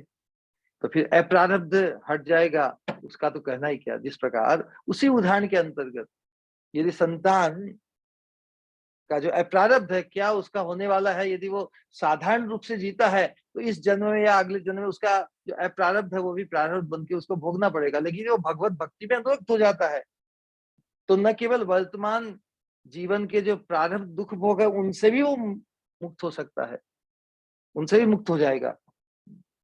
भक्ति साधना के अंतर्गत आने से, महत् पुरुषों का संग करने से, उनकी कृपा से, भगवान की विशेष कृपा दृष्टि जब हम पे आती है, तो जो प्रतिकूलताएं हैं वो नष्ट होकर वो सब जगह अनुकूलता आ जाती है। जितने भी दोष होते हैं प्रारब्ध पाप के कारण, प्रारब्ध पाप को भोगते समय, उनसे भी हमारा छुट्टी हो जाती है। ये भगवान की भक्ति में अनुरक्त होने से, भगवान के भक्तों में अनुरक्त होने से ये संभव होता है। तो फिर भी जो बीज पाप है यही वासनामय, तो जब तक वासना जागृत नहीं होती तब तक वो कूट अवस्था में रहते हैं। तो इस प्रकार हम समझ सकते हैं कि उन वासनाओं को भोगने के लिए फिर हम अलग अलग योनियों में, अलग अलग देहों को हम धारण करना पड़ता है हमें। वो अनादिकाल से चल रहा है। जब तक हम शुद्ध भक्ति मार्ग में, साधन भक्ति में नहीं आते, तब तक उन प्रारब्ध के भोग हैं जो पाप के, उनसे हम छुटकारा तब तक नहीं पा सकते। और उन पापों के परिणाम बस जो दुख हैं, उनको भोगने के लिए भी कुछ कर्म करने ही पड़ेंगे ना। तो वो जो कर्म है वो फिर नए फलों को प्रदान करते हैं, सुख या दुख। तो इस पर सुख दुख का चक्र, ये कर्म चक्र अनंत काल से चल रहा है, अनंत काल तक चलता रहेगा। श्रीमद् भागवत में कहा कि तस्यैव हेतु प्रयतेत कोविदो न लभ्यते यद भ्रमताम उपरियद। अनेक बार, लाखों करोड़ों बार हम ऊपर ब्रह्मलोक से लेकर पाताल लोक तक बहुत यात्रा कर चुके हैं, बहुत यात्रा कर चुके हैं। अनुकूलताएं, प्रतिकूलताएं, सुख और दुख दोनों को झेलते हुए, उनके साथ ही समाधान करते हुए हम इस कर्म चक्र, इस संसार चक्र, जन्म मृत्यु के चक्र से अपने आप को छुड़ा नहीं पाए, क्योंकि भगवान की भक्ति में हम अनुरक्त नहीं हो पाए, जिसके परिणाम स्वरूप प्रारब्ध अप्रारब्ध कूट बीज पापों से हम पूर्ण रूप से, जड़ मूल से हम मुक्त नहीं हो पाए। कुछ न कुछ अंश रह गए, तो उनको भोगने के लिए फिर वापस जन्म मृत्यु के चक्र में आना पड़ता। लेकिन जो भगवान की भक्ति में अनुरक्त हो जाता है, गुरु पादाश्रित होकर, उसके लिए फिर अब और कर्म बंधन, जन्म बंधन, प्रारब्ध बंधन नहीं रहता। प्रारब्ध तो केवल इस शरीर की यात्रा के लिए है। शरीर में जब तक आवेश, हमारा अविद्या के कारण क्लेशों को, अविद्या के कारण ही ये क्लेश भोगने पड़ते हैं। और जब तक अविद्या का आवरण, जब तक अविद्या से हमारी निवृत्ति नहीं होती, तब तक भव चक्र चलता ही रहता है, चलता ही रहता है, चलता रहता है। तो हम देखते हैं कि जो वासना है, उसके कारण ही इस संसार का प्रारब्ध है। जिसकी वासना भगवान में अनुरक्त हो गई, भगवान के लिए जिसकी वासना जागृत हो गई, तो वहीं पर कर्म बंधन, देह बंधन छूट जाता है। और वासना या कामना या संकल्प करने में तो हम बहुत कुशल हैं। दूसरी योनि की अपेक्षा मनुष्य में अनेक हम संकल्प, संसार के ही संकल्प में हम डूबे रहते हैं, मृत्यु के चक्र तक, सब कुछ समझते हुए, जानते हुए भी। तो देखिए, हम मनुष्य शरीर में आए हैं, हमें सत्संग प्राप्त हुआ है, फिर भी ये सत्संग का प्रभाव हमारा किस स्तर तक अंदर प्रवेश करता है। दो कंसेप्ट है, एक तो स्पिरिचुअल, जिसे एनलाइटनमेंट कहते हैं, बहुत ही रोचक, चमत्कारी उपदेश न। जैसे ही हमको कोई बहुत अच्छा उपदेश लगता है, हम सीधा व्हाट्सएप करते हैं, तो जिसके साथ शेयर करते हैं उसको बताना चाहते हैं कि देखो हमने कितनी चीज, हम कितने विद्वान हो गए, हमने कितनी अच्छी बात जान ली। तो अच्छी बात से चमत्कृत होना, अच्छी बात से प्रभावित होना बहुत अच्छी, लेकिन हम तो प्रभावित तो बुद्धि से ही होते हैं ना। तो सत्शास्त्र का अध्ययन, सत्पुरुष महत्पुरुष के साथ जो श्रवण कीर्तन करते हैं, उससे हमारी बुद्धि चमत्कृत होती है। कितनी बढ़िया बात बताई, कितनी गजब की बात बताई। अब आज ये सत्संग जो सुना है, सबसे पहले किसको किसके मैं शेयर करूंगा, देख मैं इतना विद्वान बन गया हूँ, आज मेरे सत्संग से मैं इतनी विद्वत्ता हमने अर्जित कर ली। हम फटाफट ये है वर्तमान स्थिति। हम, लेकिन वो चीज हमारे जीवन में चरितार्थ हुई कि नहीं, जो केवल हमारी बुद्धि को चमत्कृत की है, तो ये इसको एनलाइटनमेंट कहते हैं, एनलाइटनिंग। लाइटनिंग होती है बिजली को, बिजली चमकती है ना, हठात 1 सेकंड में हमको एकदम एकदम जागृत कर देती है। तो बिजली बिजली तो चली जाती है, तो हम भी वापस शांत हो जाते हैं। तो कोई अच्छे विचार को हम सुनकर भी बुद्धि तो चमत्कृत होती है, लेकिन हृदय का परिवर्तन होता है कि नहीं? तो जो हृदय का सत्संग के प्रभाव से यदि हमारा हृदय परिवर्तन हो जाता है, तो जो अनर्थ है खान पीन के, व्यसनों के, दुराचार के, दुष्चिंतन के, दुर्वाणी के, दुर्वर्तन के, इनको हम परिवर्तित करने के लिए प्रेरित हो जाते हैं। उसे कहते हैं अवेकनिंग, जो हमारे हृदय को प्रेरित करती है ना?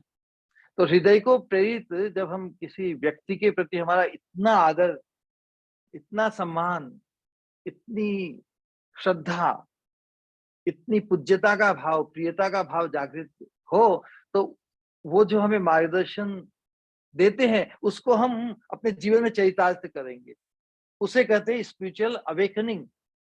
Awakening is constant. जैसे कोई व्यक्ति बड़ी ही मतलब विचित्र, भयंकर या अवस्था में है, उसे कोई झटका देकर उसे जगा दे, कि तुम इस भाई से, इस डेंजरस पोजीशन से उठ गए, उठा दिया।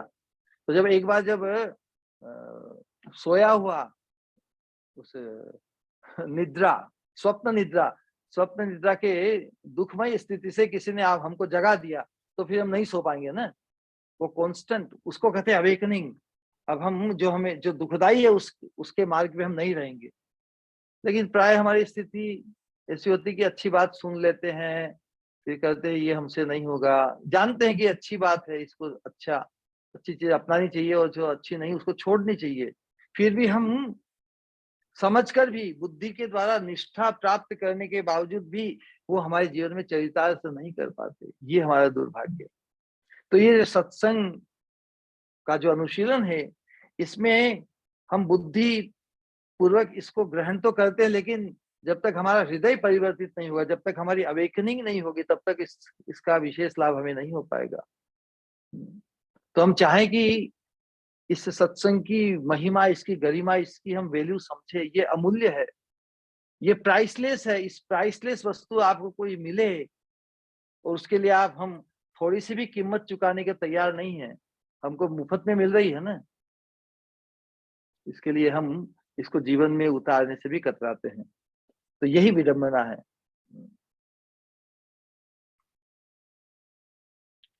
तो ये जो 5 प्रकार की, ये जो 5 प्रकार के क्लेश, 4 प्रकार के जो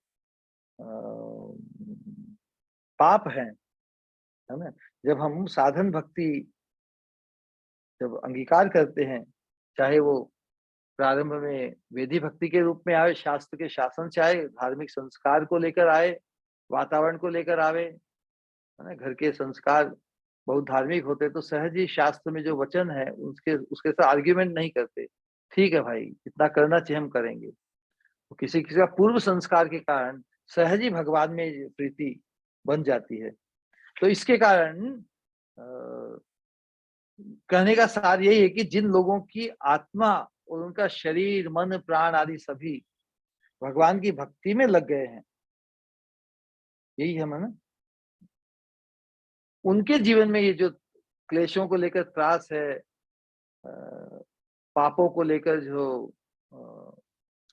विचित्र अवस्था है, अवांछनीय, उससे वो मुक्ति पा जाता है। तो इस साधन भक्ति का इतना बड़ा लाभ है। लेकिन जो भगवान की भक्ति को नहीं अपनाता, दूसरे साधनों को अपनाता है, वो बहुत प्रयास करके भी इन क्लेशों और पापों से के चक्र से, शिकंजे से मुक्त नहीं हो सकता। यत्पाद पंकज पलास विलास भक्त्या कर्माशयम उद्ग्रथितम, कर्माशयम ग्रथितम उद्ग्रथयन्ति संत है। यद्वन्न रिक्त मतयो यतयोपि रिद्ध श्रोतो गणास्तमरणम भजे वासुदेव। वासुदेव की भक्ति, वासुदेवे भगवती भक्ति योग प्रयोजित है। जनयति आशु वैराग्यम ज्ञानम च तदहेतुकम। उस दिव्यता का अनुभव करने के लिए भगवान की भक्ति में अनुरक्त होना, ये अति आवश्यक। तो जो भगवान के चरणों में साधन भक्ति को अंगीकार करते हुए आगे बढ़ते हैं, वो सहज ही संसार की जो राग द्वेष काम क्रोध लोभ मोह मद मात्सर्य रूपी अ, जो भयंकर दस्यु या जो दूषण है ना, उनसे सहज ही, क्योंकि भगवान के चरणों का जो आकर्षण है, भगवान के चरणों का जो, उनके चरणों से जो जो तेज छिटकता है, क्योंकि भगवान के चरण ही हमारे परम आश्रय है ना, तो हम अपने परम आश्रय रूपी भगवान के चरण कमलों का आकर्षण, उसके प्रति हमारा जो सेवा भाव, उसका स्मरण करने मात्र के साधन भक्ति के अंतर्गत भगवान की सेवा का स्मरण हमें रखना है ना। जीवेर स्वरूप हो कृष्ण नित्य दास, जो नित्य दास दासी होगी वो तो भगवान के चरणों से अपने संबंध को दूर भुलाना नहीं चाहेगी ना, नहीं चाहेंगे कोई भी। तो भगवान के दिव्य चरणों का स्मरण करके वो अनायासी भक्ति के प्रभाव से ही सभी पापों से क्लेशों से मुक्त हो जाते हैं। लेकिन जो भगवान की भक्ति में अनुरक्त नहीं है ना, तद्वन्न रिक्त मतयो, लेकिन जो भगवान की भक्ति में रिक्त मतलब खाली, मतयो मतलब मति, जिनकी भगवान के चरणों की सेवा में मति नहीं लगी है, तद्वन्न रिक्त मतयो यतयो भी रद्द, वो दूसरे साधनों को अंगीकार करके बहुत प्रयत्न करे संसार के इस त्रिगुणात्मक जगत के थपेड़ों से मुक्त होने के लिए। तद्वन्न रिक्त मतयो, लेकिन भगवान के प्रति उनकी मति नहीं होने से वो प्रयत्न करते हुए भी उन क्लेशों से मुक्त नहीं कर पाते अपने वो। तद्वन्न रिक्त मतयो यतयोपि रिद्ध श्रोतो गणास, त्रिगुणात्मक जगत के जो थपेड़े हैं, जैसे सागर में थपेड़े होते हैं, उसी प्रकार भव सागर के भी ये जो आध्यात्मिक आधि भौतिक आधि दैविक जो क्लेश हैं, जो पाप हैं, राग द्वेष काम क्रोध लोभ मोह मद मात्सर्य रूपी जो दस्यु हैं, जो हमारे सत्य को लूट लेते हैं, उनसे वो पीछा नहीं छुड़ा पाते। भगवान के चरणों के आश्रय साधन भक्ति को अंगीकार करके ही इन दस्युओं से, इन पापों से, इन क्लेशों से साधक मुक्त हो सकता है। भगवान की ऐसी कृपा, भक्ति देवी की ऐसी कृपा है कि उससे वो उनके शिकंजे से, उनके आवेश से मुक्त हो जाए। और जब हम सत्संग करते हैं तो दूसरे जो सत्संग का लाभ लेते हैं, सजातीय भक्त साधक एक दूसरे से परस्पर को उत्साहित करते हुए, परस्पर के अनुभव बांटते हुए, हम संघे शक्ति कलयुग में जो साधक, सजातीय साधक यदि संघ में रहे, तो संघ में होने से क्या होता है कि जो खुद का दुख या क्लेश है वो कम हो जाता है ना। हम एक दूसरे को ढांढस बंधा सकते हैं, एक दूसरे को उत्साहित कर सकते हैं कि हम सही मार्ग पर हैं। एक दूसरे का कन्विक्शन घनीभूत कन्विक्शन हो जाता है। हमारा हमारी यदि निष्ठा थोड़ी अपरिपक्व हो, लेकिन भक्तों के साथ में रहेंगे तो हमारी निष्ठा परिपक्व हो जाएगी एकदम। तो तद्वन्न रिक्त मतयो यतयोपि रुद्ध है श्रोतो गणा तम अरणम भजे वासुदेव। सलाह दी जाए ये सभी साधकों को जो इस साधन भक्ति को जिन्होंने अंगीकार नहीं किया है, दूसरी साधनाओं में, ज्ञान की साधना, कर्म की साधना, योग की साधना में लगे, उन्हें बताया कि नहीं, जब तक भगवान वासुदेव कृष्ण की भक्ति में आप भक्ति का आश्रय नहीं लेंगे, तब तक आप इन संसार के त्रिगुणात्मक जगत के भव सागर के थपेड़ों, आध्यात्मिक आधि भौतिक आधि दैविक क्लेशों से, पापों के दुष्प्रभाव से, प्रारब्ध के दुष्प्रभाव से हम मुक्त नहीं कर सकते, है ना। तो यही बात है, भगवान की भक्ति के अनुशीलन से जितने भी प्रारब्ध के जो पाप हैं, जैसे कि निम्न निम्न कुल में किसी का जन्म हो या दरिद्रता में किसी का जन्म हो इत्यादि, साधन भक्ति का अंगीकार करने से जितने भी क्लेश है, भगवान के नाम रूप गुण लीला के अनुशीलन, नवधा भक्ति के अनुशीलन में का इतना प्रभाव है कि बड़े से बड़े दोष, प्रारब्ध का दोष है, प्रारब्ध पूर्व में जो पाप की उसके कारण फल भोगने के लिए जो वर्तमान अवस्था प्रकट हुई है, उस अवस्था को सुधारने का एकमात्र साधन है तो साधन भक्ति है।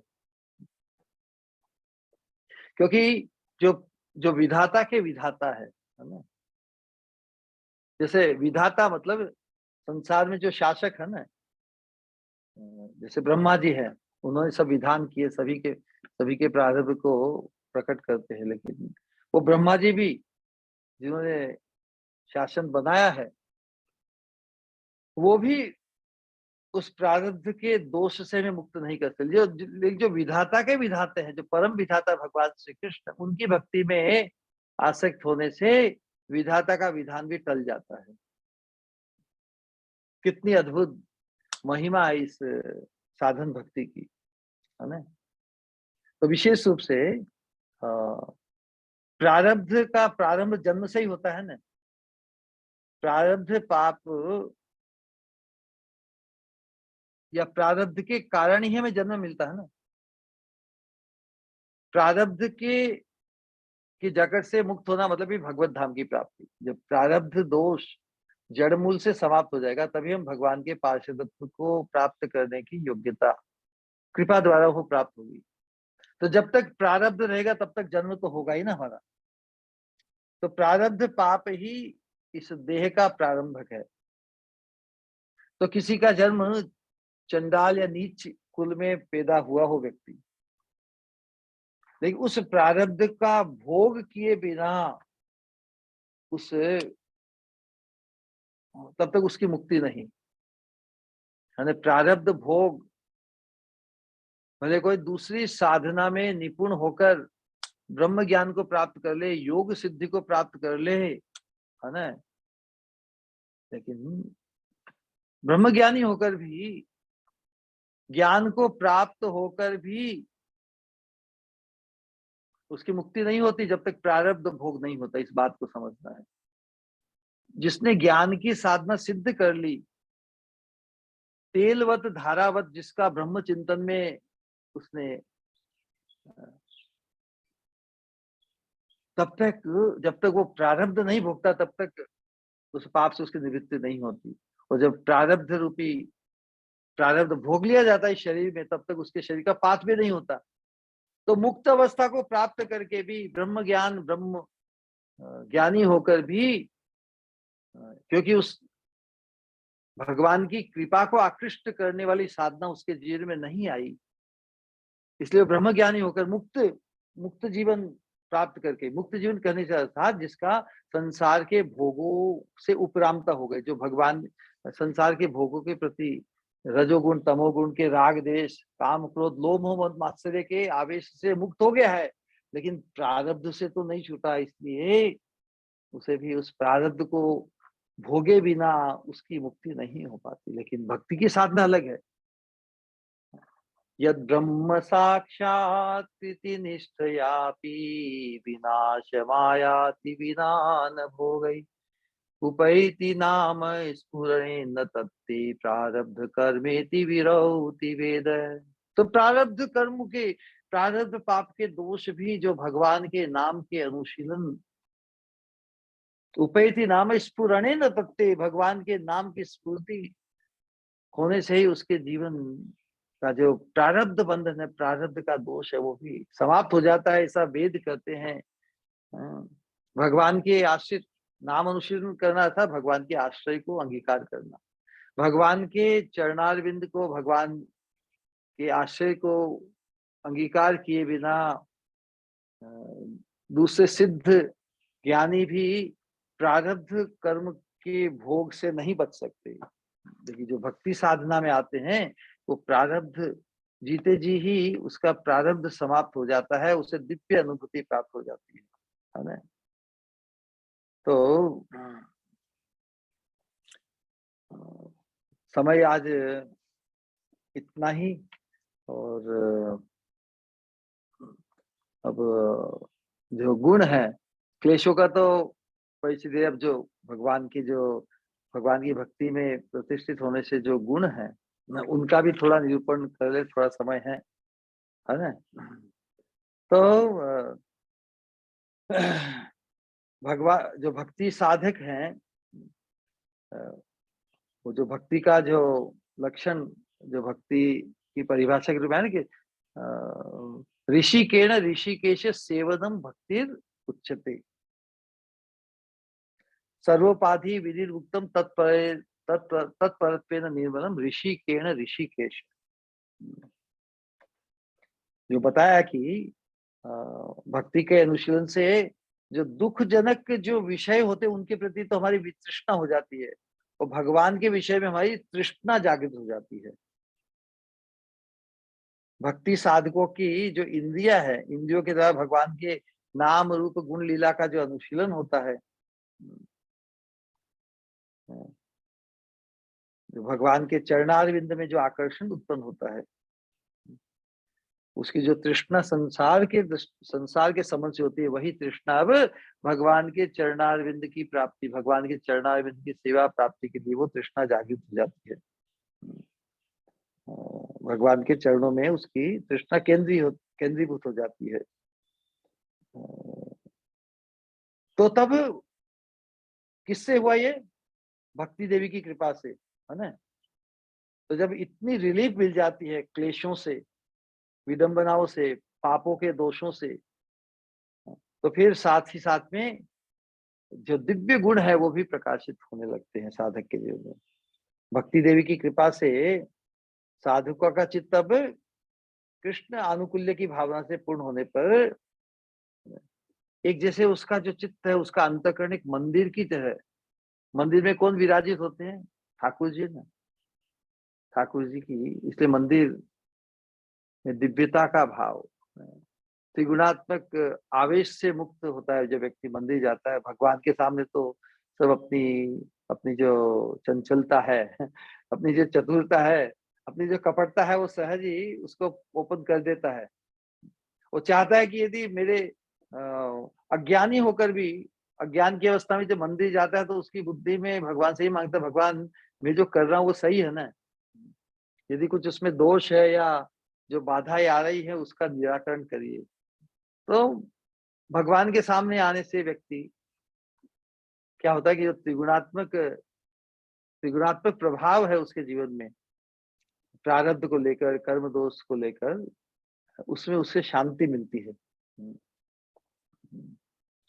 तो जब उसका चित्त कृष्ण की अनुकूलता, आनुकूल्य ने कृष्णानु सेवनम भक्ति उत्तमा, भगवान के प्रति अनुकूल भावना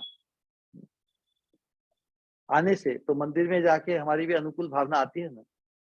तो मंदिर मंदिर का विजिट करना, मंदिर में जाना, ये भी एक भक्ति का एक अभिन्न अंग है। तो उसके हृदय मंदिर में ही तो भक्ति का स्थान कहाँ है? हमारी चेतना में। चेतना हृदय से जुड़ी है। तो जब साधन भक्ति को हम अंगीकार करते हैं तो हमारे हृदय में हमारी हमारी चेतना बहुत उत्कृष्ट, उदार, अनुकूल बन जाती है भगवान के प्रति। और उसके प्रभाव से मतलब एकांतिक हमारा जो केंद्रीय है ना, हमारी जो चेतना है, या तृष्णा कहिए, आसक्ति कहिए, भगवान श्री कृष्ण के चरण कमलों में केंद्रीभूत हो जाती है। कृष्ण ही का शरण है, एकमात्र कृष्ण के ही शरणागत हमारी चेतना हो जाती है। उसके प्रभाव से जो दिव्य गुण, यस्यास्ति भक्ति भगवती अकिंचन, अकिंचन मतलब एकांतिक, कृष्ण ही का शरण, एक ही बात है। एकांतिक जब हम कृष्ण के शरणागत, ये कृष्ण में ही हमारी मति, कृष्ण में ही हमारा समर्पण जब व्यक्त करते हैं, उसके प्रभाव से दिव्य गुण हमारे प्रकट हो जाते हैं। प्रहलाद महाराज अपनी शिक्षा में कहते कि यस्यास्ति भक्ति भगवती अकिंचना सर्वैर गुणैस्तत्र समासते सुराहा हराव भक्तस्य कुतो महद्गुणा मनोरथे ना असति धावतो बहि। है ना। जितने भी अच्छे गुण हैं ये भगवान में एकांतिक मति होने के प्रभाव से उत्पन्न होते हैं। कृपालुता का, क्षमा, सत्य, सरलता, समता का भाव, धैर्य, गंभीर, सबको मान देना, अमानी होना इत्यादि। अपनी अपनी इस भक्ति के प्रभाव से साधकों के हृदय में ये सब गुण अपनी अपनी एक प्रकार का सौरभ है ना, दिव्य गुणों में, अच्छे गुणों की सौरभ, किसी कोई बड़े व्यक्ति बड़ा सरल स्वभाव हो, उसमें निष्कपट हो, दोष मुक्त हो, कृपालुता का भाव हो, समता का, मित्रता का भाव हो, तो उसके प्रति सभी का आकर्षण होता है ना, सभी आकृष्ट होते हैं ऐसे गुणों से। तो भक्तों के हृदय में एक प्रकार की विशेष शांति शांति का अनुभव होता है। लेकिन ये सब, इसमें मूल क्या है? एकांतिक कृष्ण नहीं के, एकमात्र कृष्ण में ही शरण, या नहीं कि 25 पर कृष्ण के शरण, 25 पर गणेश जी के, 25 पर उधर किसी और कहीं और कहीं और कहीं। कृष्ण ही के, एकमात्र कृष्ण के शरणगत। भगवान कृष्ण सर्वसमर्थ है ना, तो जब सर्वसमर्थ एक ही साधे सब सदे, एक की साधना करने से, एक के आश्रय आश्रित होने से सब जो सर्वसमर्थ है, तो जो सर्वसमर्थ है उनके आश्रित होने से सब काम हो जाएंगे ना, तो फिर दूसरी जगह जाने की जरूरत होगी क्या? सर्वसमर्थ के आश्रित होकर भी व्यक्ति फिर दूसरे आश्रयों को वैल्यू देता है, दूसरे आश्रयों को नहीं छोड़ पाता। इसका मतलब भगवान के आश्रित होने में उसे पूर्ण विश्वास नहीं कि सब काम हो जाएंगे। श्रद्धा शब्दे विश्वास कहे, सुदृढ़ निश्चय कृष्ण भक्ति कैले, एकमात्र कृष्ण भक्ति करने से सर्व कर्म कृत हुई, सभी संकल्प, सभी अनुकूलताएं, सभी क्लेशों का ध्यान। एकांतिक होगी शरणागति का भाव हमारा, तभी तो उनमें प्रीति होगी ना।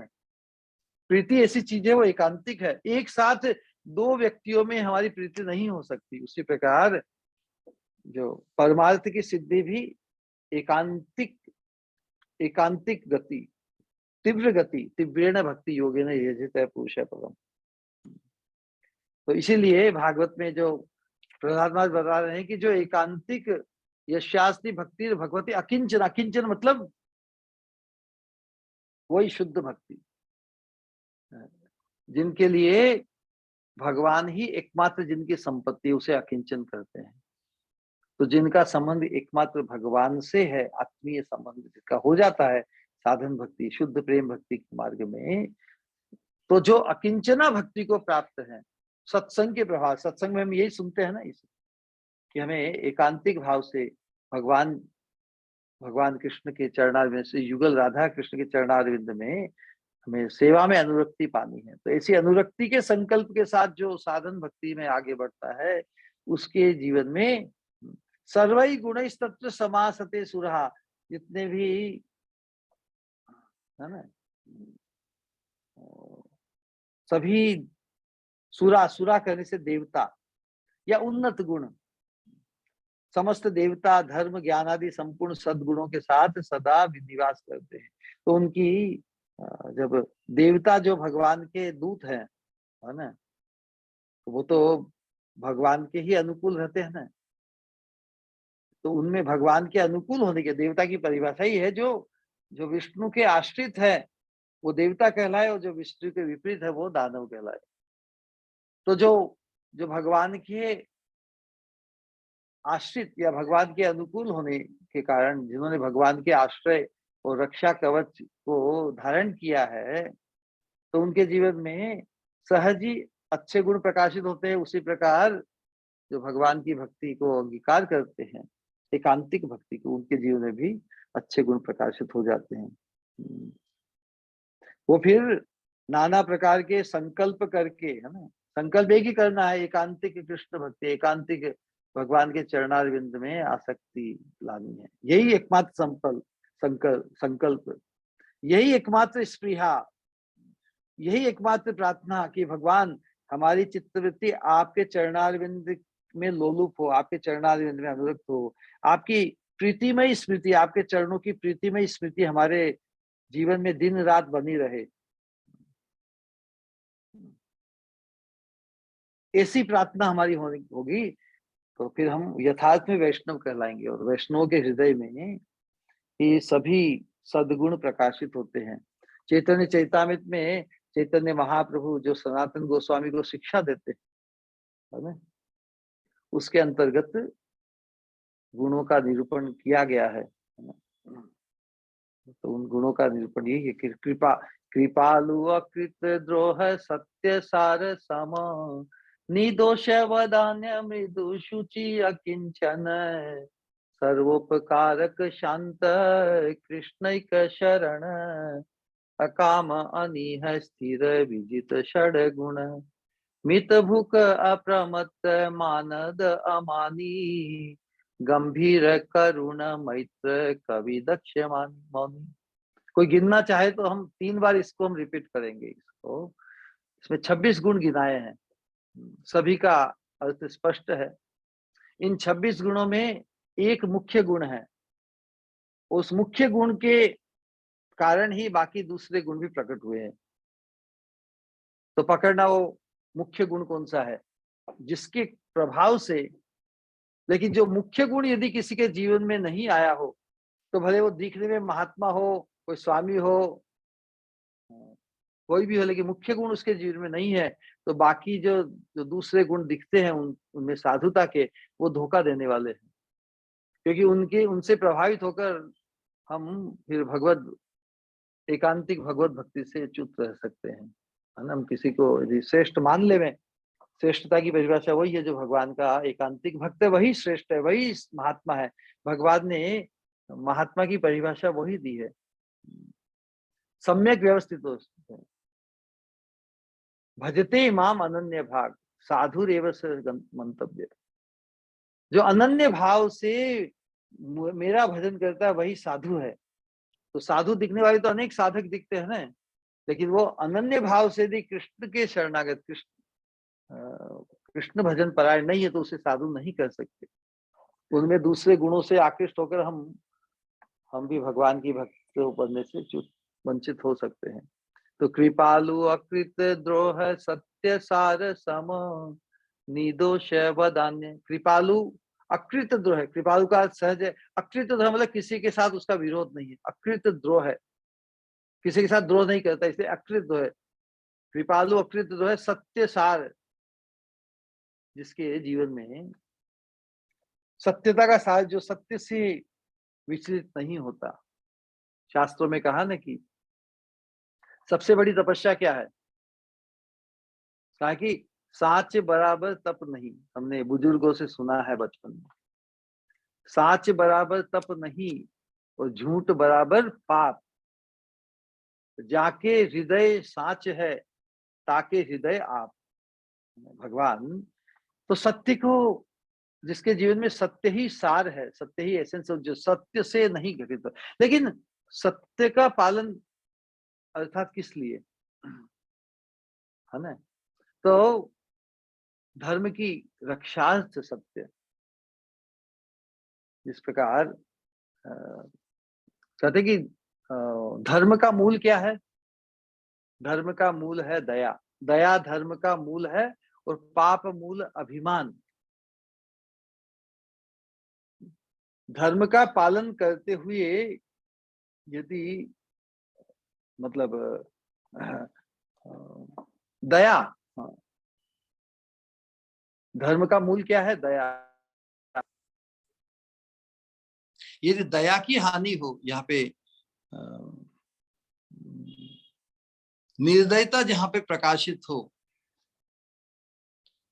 तो वो वहां पर धर्म का पालन नहीं होगा। धर्म के अंतर्गत आता है सत्य। इस प्रकार उदाहरण दिया जाता है कि कोई व्यक्ति बैठा है, चल रहा है रास्ते में, उसके सामने से कोई गौ माता गुजर के उधर गई है, और थोड़ी देर में कसाई आता है ढूंढता हुआ गाय को। उस व्यक्ति से पूछता है, भाई इधर गाय इधर आते देख कहाँ गई है? तो उसे वो सत्य कह के बताया कि हाँ, जिधर गाय गई उधर ही आगे गई है, बताता है। तो उस सत्य के बोलने से अधर्म हो जाएगा ना, हिंसा हो जाएगी, गौ हत्या हो जाएगी, गौ हत्या रूपी पाप हो जाएगा, अहिंसा धर्म की, दया धर्म की हानि हो जाएगी। तो उस समय उसका सत्य बोलना ही असत्य है, सत्य बोलना ही उसका अधर्म है। उस समय उसका असत्य बोलना ही धर्म है, असत्य बोलना ही सत्य है। तो हम सत्य का पालन भी किस उद्देश्य से, जिससे धर्म की रक्षा हो। धर्म रक्षार्थ सत्य, तो सत्य बोलना बड़ा मुश्किल है। अदरवाइज हम अपने जीवन में कितना सत्यवादी हैं, कितने संकल्प, प्राण जाए पर वचन न जाए, है ना। एक व्यक्ति का चरित्र, a man is known by the word he keeps, अपने वचन का सत्यता से पालन करता है, उसके अनुरूप ही व्यक्ति का जो चरित्र है उसका परिचय मिलता है। तो उसी प्रकार जो हम 4 जो आश्रम हैं, वानप्रस्थ आश्रम, संन्यास आश्रम, ब्रह्मचर्य आश्रम और गृहस्थ आश्रम, ये 4 आश्रम तो धर्म के 4 पिलर्स हैं। पिलर्स मतलब स्तंभ है, उनके प्रतीक है। तो उसमें जो ब्रह्मचर्य आश्रम है वो पवित्रता का पवित्र प्रतीक है। जो ब्रह्मचर्य का पालन करते हैं उनके जीवन में पवित्रता बनी रहती है। सत्यम, शौचम, दया, पवित्रता है। सत्यम, शौचम, दया, तपस्या, सॉरी। तो ब्रह्मचर्य आश्रम का में जो कोई अवस्थित रहता है उसके द्वारा पवित्रता, ब्रह्मचर्य अर्थात व्यभिचार नहीं, जिसका जीवन व्यभिचार से मुक्त है वही ब्रह्मचर्य आश्रम में स्थित है।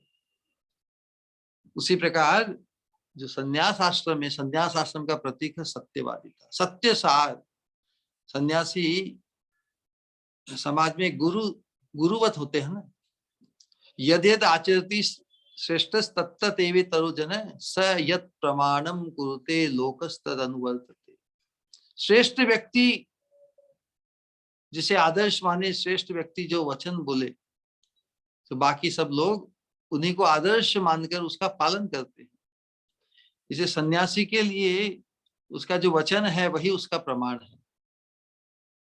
सन्यासी के साथ किसी को कॉन्ट्रैक्ट करने की आवश्यकता नहीं होती कि सन्यासी ने जो वचन कह दिया वो उसके सन्यास आश्रम का प्रतीक है। तभी तो उसकी प्रतिष्ठा, उसका आदर सत्कार, उसके प्रति पूज्यता का भाव वो उसकी सत्यवादिता के कारण है। उसी प्रकार दया धर्म हो गृहस्थाश्रमियों के लिए है, वो तपस्या वानप्रस्थियों के लिए है। लेकिन अल्टीमेटली सत्य सारता, वो जो कहा ना कि साच बराबर तप नहीं, सत्य का पालन करना इतना सरल नहीं है। बहुत से ऐसे छोटे छोटे व्यापारी छोटे प्रलोभनों में आके झूठ बोल देता है। बात कही है उसको बिल्कुल ठुकरा देता है। हमने ब्राह्मणों के बीच में भी, भले कोई भी कुल में, लेकिन सत्य का पालन करना बड़ा मुश्किल है, बहुत मुश्किल है। अपने तुच्छ स्वार्थ को लेकर व्यक्ति छोटी छोटी चीजों में लेके झूठ बोल देता है दूसरे की वंचना करने के लिए, क्योंकि बहुत कन्वीनियंट होता है ना, झूठ बोलना बड़ा कन्वीनियंट होता है। सत्य का पालन करना, सत्य पे अडिग रहना मोस्ट डिफिकल्ट। उस दृष्टिकोण से संन्यास आश्रम, क्योंकि उन्होंने संन्यास आश्रम में सत्य सारता को ही जिन्होंने संकल्प लिया है, इसलिए उसकी श्रेष्ठता प्रकाशित होती है समाज में। तो सत्य सार सम निर्दोष है, कोई दोष नहीं उसमें रहते। वदान्य, उदारता का भाव। निर्दोष वदान्य, मृदु मतलब बहुत ही मीठा बोलने वाले, है ना, मृदु बोलने वाले, सॉफ्ट स्पोकन, स्वीट स्पोकन। मृदु अकिंचन, अकिंचन मतलब नो सेंस ऑफ पॉजिटिवनेस, कोई संपत्ति, किसी और संपत्ति। अकिंचन मतलब सेंस ऑफ पोजेशननेस नहीं है कि ये मेरा है, ये मेरा है। अकिंचन है भगवान ही जिसकी एकमात्र संपत्ति है, वो अकिंचन कहलाते हैं। अकाम अनिह स्थिर विजित गुणगण, विपालु अकृत द्रोह, सत्य सार सम निर्दोष वदान्य, मृदु शुचि मतलब स्वच्छ, अकिंचन, सर्वोपकारक शांत, सभी के प्रति उपकार की भावना, शांत चित्त, सर्वोपकार शांत, कृष्णैक शरण, जो एकांतिक भाव से कृष्ण सेवा, कृष्ण भक्ति परायण है। तो ये हो गया मुख्य गुण ना, कृष्णैक शरण, सबके बीच में विराजित। अकाम, अनीह, सरल, स्थिर, विजित षड्गुण, षड रिपुओं को, काम क्रोध लोभ मोह मद मात्सर्य को विजित, जिसने विजय प्राप्त किया इनके ऊपर। मित भूख, कम भोजन करने वाला, ये नहीं मितभुक अप्रमत्त, प्रमत्त नहीं, मानद सबको मान देने वाला, अमानी खुद के लिए मान की अपेक्षा नहीं करने वाला, गंभीर सीरियस, उसके जीवन में कोई मन से, वाणी से या वर्तन से कोई कैजुअल, जैसे साधारण व्यक्ति करता है ना, बेमतलब की बात बोलता है, बेमतलब के विचार करता है, बेमतलब की के व्यवहार करते हैं, मजाकिया, कुछ सोचे विचारे बिना। तो जो भक्त भक्ति को अंगीकार करता है, उसके जीव वो अब साधारण नहीं रहता, वो साधारण लोगों से ऊपर उठ जाता है, और ऊपर उठता ही चला जाता है, ऊपर चढ़ता चला जाता है। तो इसके उसके जीवन में अब कोई अगंभीरता के लिए कुछ नहीं, मजाकिया या कोई ऐसे ही फालतू में विचार करने के लिए, फालतू बोलने के लिए, फालतू काम करने के लिए उसके पास समय नहीं होता है ना। कृष्ण के अकाम अनिह स्थिर विजित षड्गुण, मितभुक अप्रमत्त, मानद अमानी, गंभीर करुण, बड़ा करुणामय, दूसरों के दुखों को देखकर उसके दुख मिटाने के लिए, उसके संकट को कम करने के लिए उसका हृदय द्रवित होता है। गंभीर करुण मैत्र, सबके प्रति मित्रता का भाव। कवि दक्ष मौनी, कवि कहने से आशय है कि वो विचारक है, उत्तम विचारों को सोचने वाला है, उत्तम विचारों को प्रकट करने वाला है, उत्तम विचारों के अनुरूप अपने जीवन को जिसने ढाला है, वही कवि कहलाता है। गंभीर करुण मैत्र, कवि दक्ष, सभी काम में दक्ष है, ये नहीं कि आधे घंटे का काम 10 घंटे तक फिनिशिंग नहीं करे। Spaced out, he is not spaced out, वो भी बड़ा केंद्रित है अपने कार्य की कुशलता में, क्योंकि उसकी मति योग है कर्म सुकौशलम, उसकी मति में भगवान की प्रीति जागृत हो गई है, इसलिए उसकी कर्म की कुशलता, वो कर्म इसी तरह करता है जिससे उसका भक्ति योग प्रगतिशील होता जाए। ऐसा नहीं कि काम के नाम पर सब कुछ छोड़ छाड़ दिया। हाँ, पहले हमारे पास बहुत टाइम था, हम थोड़ी भक्ति करते थे, अब काम इतना हो गया कि हम भक्ति नहीं करते, बल्कि कर्म इस तरह करना कि कर्म ही भक्ति बन जाए, कर्म ही हमें भगवान की प्रीति में ढाल दे, कर्म ही हमारी भगवत प्रीति के मूल साधन बन जाए, तो वही कर्म की कुशलता है। योग है कर्म सुकौशल। गंभीर करुण मैत्र, कवि दक्ष मौनी, तो जो भगवान के संबंध से जो न हो वहां पर मौन, भगवान के उद्देश्य से ही जो वाणी को विलसित करे, वाणी को उपयोग करे, वही मौनी है, न कि केवल फालतू में केवल मौन धारण कर लिया, और जहां बोलने की आवश्यकता है पर हित के लिए, वैसा मौन नहीं। जो कृष्ण भक्ति के अतिरिक्त, कृष्ण भक्ति कृष्ण संबंध के अतिरिक्त नहीं बोलना, यही मौन है। ठीक है, तो आज इतना कहकर इस वृष्टि का हम को विराम देते हैं, वाणी को, और किसी का कोई प्रश्न या जिज्ञासा हो तो।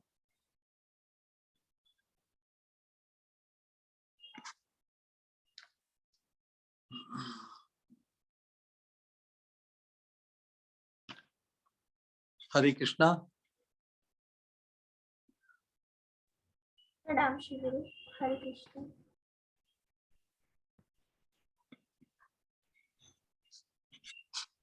हरे कृष्णा, सुनाई दे रहा है? अच्छा, एक सेकंड, हाँ, सुनाई दे रहा है? जी जी श्री गुरु, सुनाई ओके, कहिए। प्रणाम। हरे कृष्ण। बहुत ही अद्भुत जिस तरीके से आपने सब कुछ व्याख्या किया। किसी का कोई सवाल है तो प्लीज पूछ सकते हैं, या कुछ कहना है तो।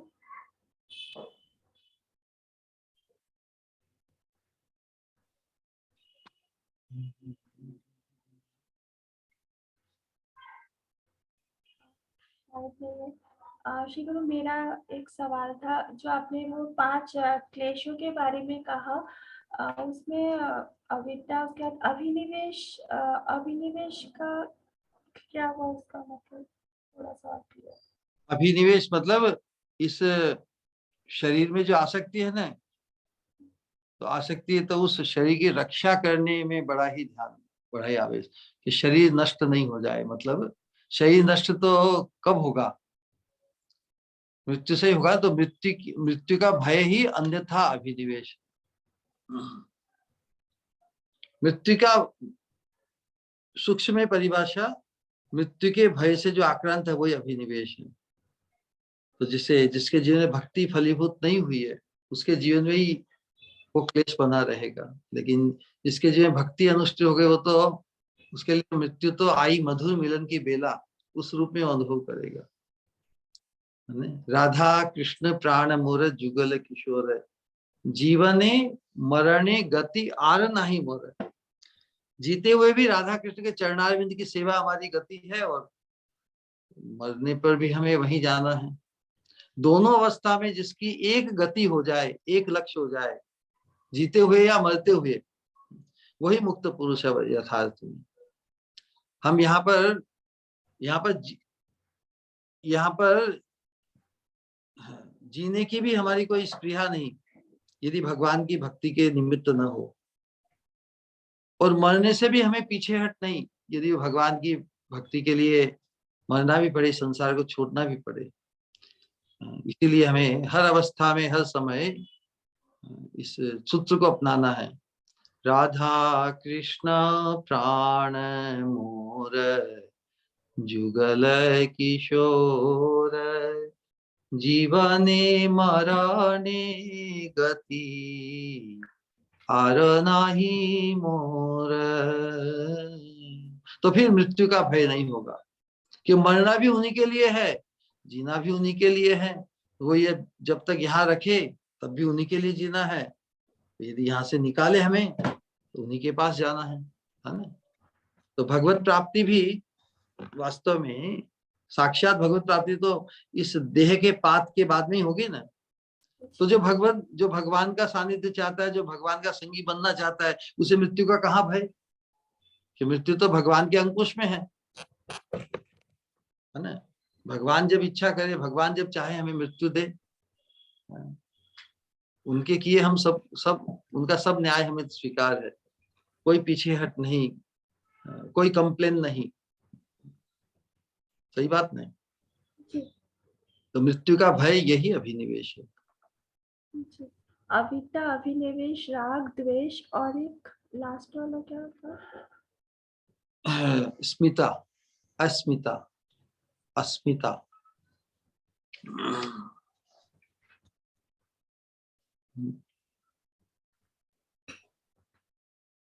एक प्रकार का अभिमान, एक प्रकार का मोहन। अस्मिता कहते एरोगेंस को, मैं बड़ा, अपना इस नश्वर देह की श्रेष्ठता। जन्म ऐश्वर्य सुते श्रीवीर, एध मान मदह पुमान। तो मद होता है ना कि मैं उच्च कुल में मेरा जन्म हुआ है, जन्म को लेकर जो गुमान हो, ऐश्वर्य को लेकर गुमान हो, अपने सौंदर्य को लेकर गुमान हो, अपनी विद्या को लेकर जो गुमान हो, उसके कारण जो एरोगेंस आती है ना कि मैं तो बड़ा हूं, मैं तो उच्च कुल की बहू हूं, मैं तो वहां का हूं, आई एम सुपीरियर। अपनी श्रेष्ठता का गुमान किसी चीज को लेके हो, वही अस्मिता है। अपनी श्रेष्ठता का जो गुमान है वही व्यक्ति को एरोगेंट बनाती है, उसको अभिमान। अस्मिता मतलब एक अभिमान ही है अपनी श्रेष्ठता का। तो लेकिन जब साधन भक्ति अंगीकार करता है तो अपने आप की तुच्छता का बोध, वो अपने आप को तुच्छ मानने लगता है, क्योंकि ये संसार नश्वर जगत का जो आवेश है, एरोगेंस है, ये तो हमारे पतन का कारण है, अनंत जन्मों की कर्म बंधन, भव बंधन का कारण है। अनुगत कैसे होंगे हम, आश्रित कैसे होंगे हम, शरणागत कैसे होंगे, आत्मसमर्पण हमारा कैसा होगा जब तक हम अपने आप को श्रेष्ठ मानेंगे। श्रेष्ठ व्यक्ति तो आत्मसमर्पित किसी को होगा ही नहीं। इसलिए भक्ति जब तक हमारे जीवन में अंगीकृत नहीं होती तब तक हम इस अस्मिता रूपी अविद्या क्लेश से नहीं मुक्त हो सकते। राइट। जी जी शिव, बहुत बहुत धन्यवाद, बहुत सुंदर, वंडरफुल। किसी का और कोई सवाल है तो प्लीज पूछ सकते हो।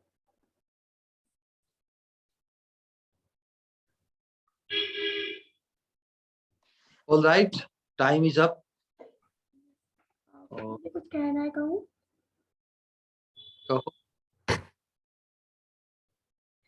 ओए सखी, मानो मानो लगता है ऐसे, मानो लगता है ऐसे, जैसे हृदय हो जाता है, हृदय रहता है मानो सूखी मिट्टी के जैसे।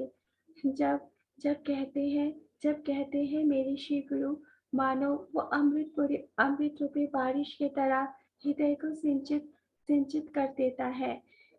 मानो जिस तरह से बाहर बाहर तो आती है प्रकृति में कभी कभी, पर जब मेरे श्री गुरु आते हैं तब सही मायनों में एक ऐसी बाहर आती है जो जो कभी कभी फिर वापस, कभी मानो वो वापस नहीं जाती। उसका एहसास मानो हृदय में हमेशा रह जाता है।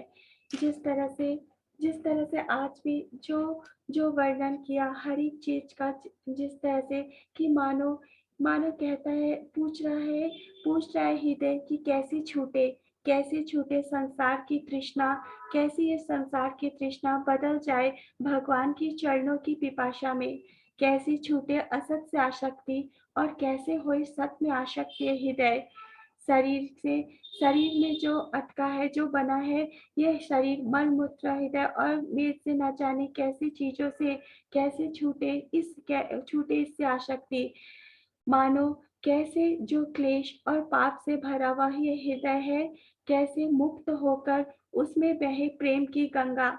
कैसे जो सोए हुए हैं ना जाने कब से निद्रा में, कैसे जागे निद्रा से कौन आएगा हमें जगा ले।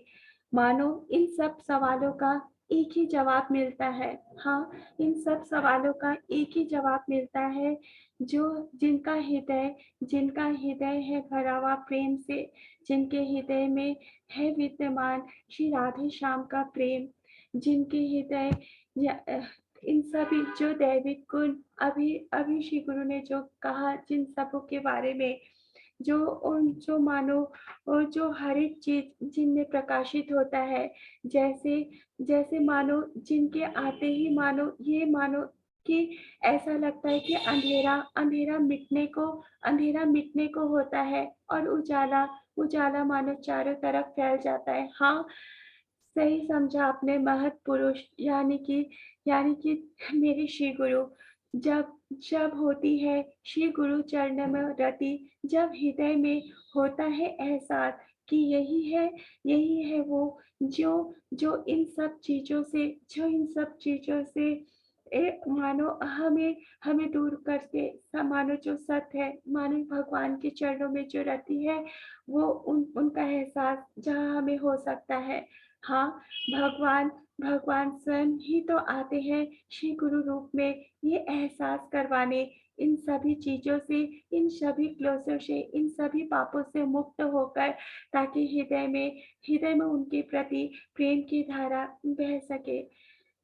हर बार श्री गुरु, आप हर एक चीज को, चाहे वो टॉपिक कितना भी डिफिकल्ट क्यों ना हो, कितना भी क्रिटिकल क्यों ना हो, पर उसे कभी कोई एनालॉजी देके या कभी हर एक चीज से इतने सिंपल तरीके से उसे समझाते हो कि वो हृदय में जाके वो मानो वो घर कर लेता है कि हाँ, कि ये एहसास होने लगता है कि कैसा क्या होना चाहिए और कैसा क्या करना है।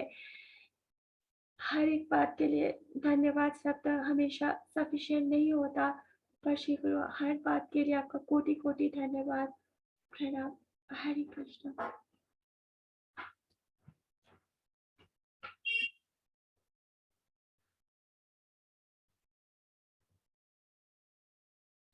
हाँ श्री गुरु, आपकी आवाज नहीं आ रही है।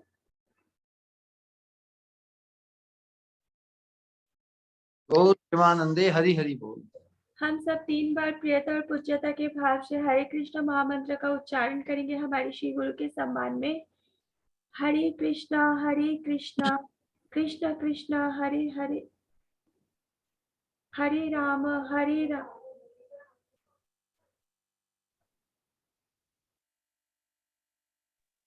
हरे कृष्णा कृष्णा कृष्णा कृष्णा कृष्णा कृष्णा हरे हरे, हरे हरे राम राम राम राम राम हरे हरे हरे, हरे हरे कृष्णा कृष्णा कृष्णा कृष्णा कृष्णा हरे कृष्णा हरे, हरे हरे हरे राम राम राम राम हरे हरे हरे, हरे हरे कृष्णा कृष्णा कृष्णा कृष्णा कृष्णा कृष्णा हरे हरे हरे, हरे हरे हरे राम राम हरे हरे हरे।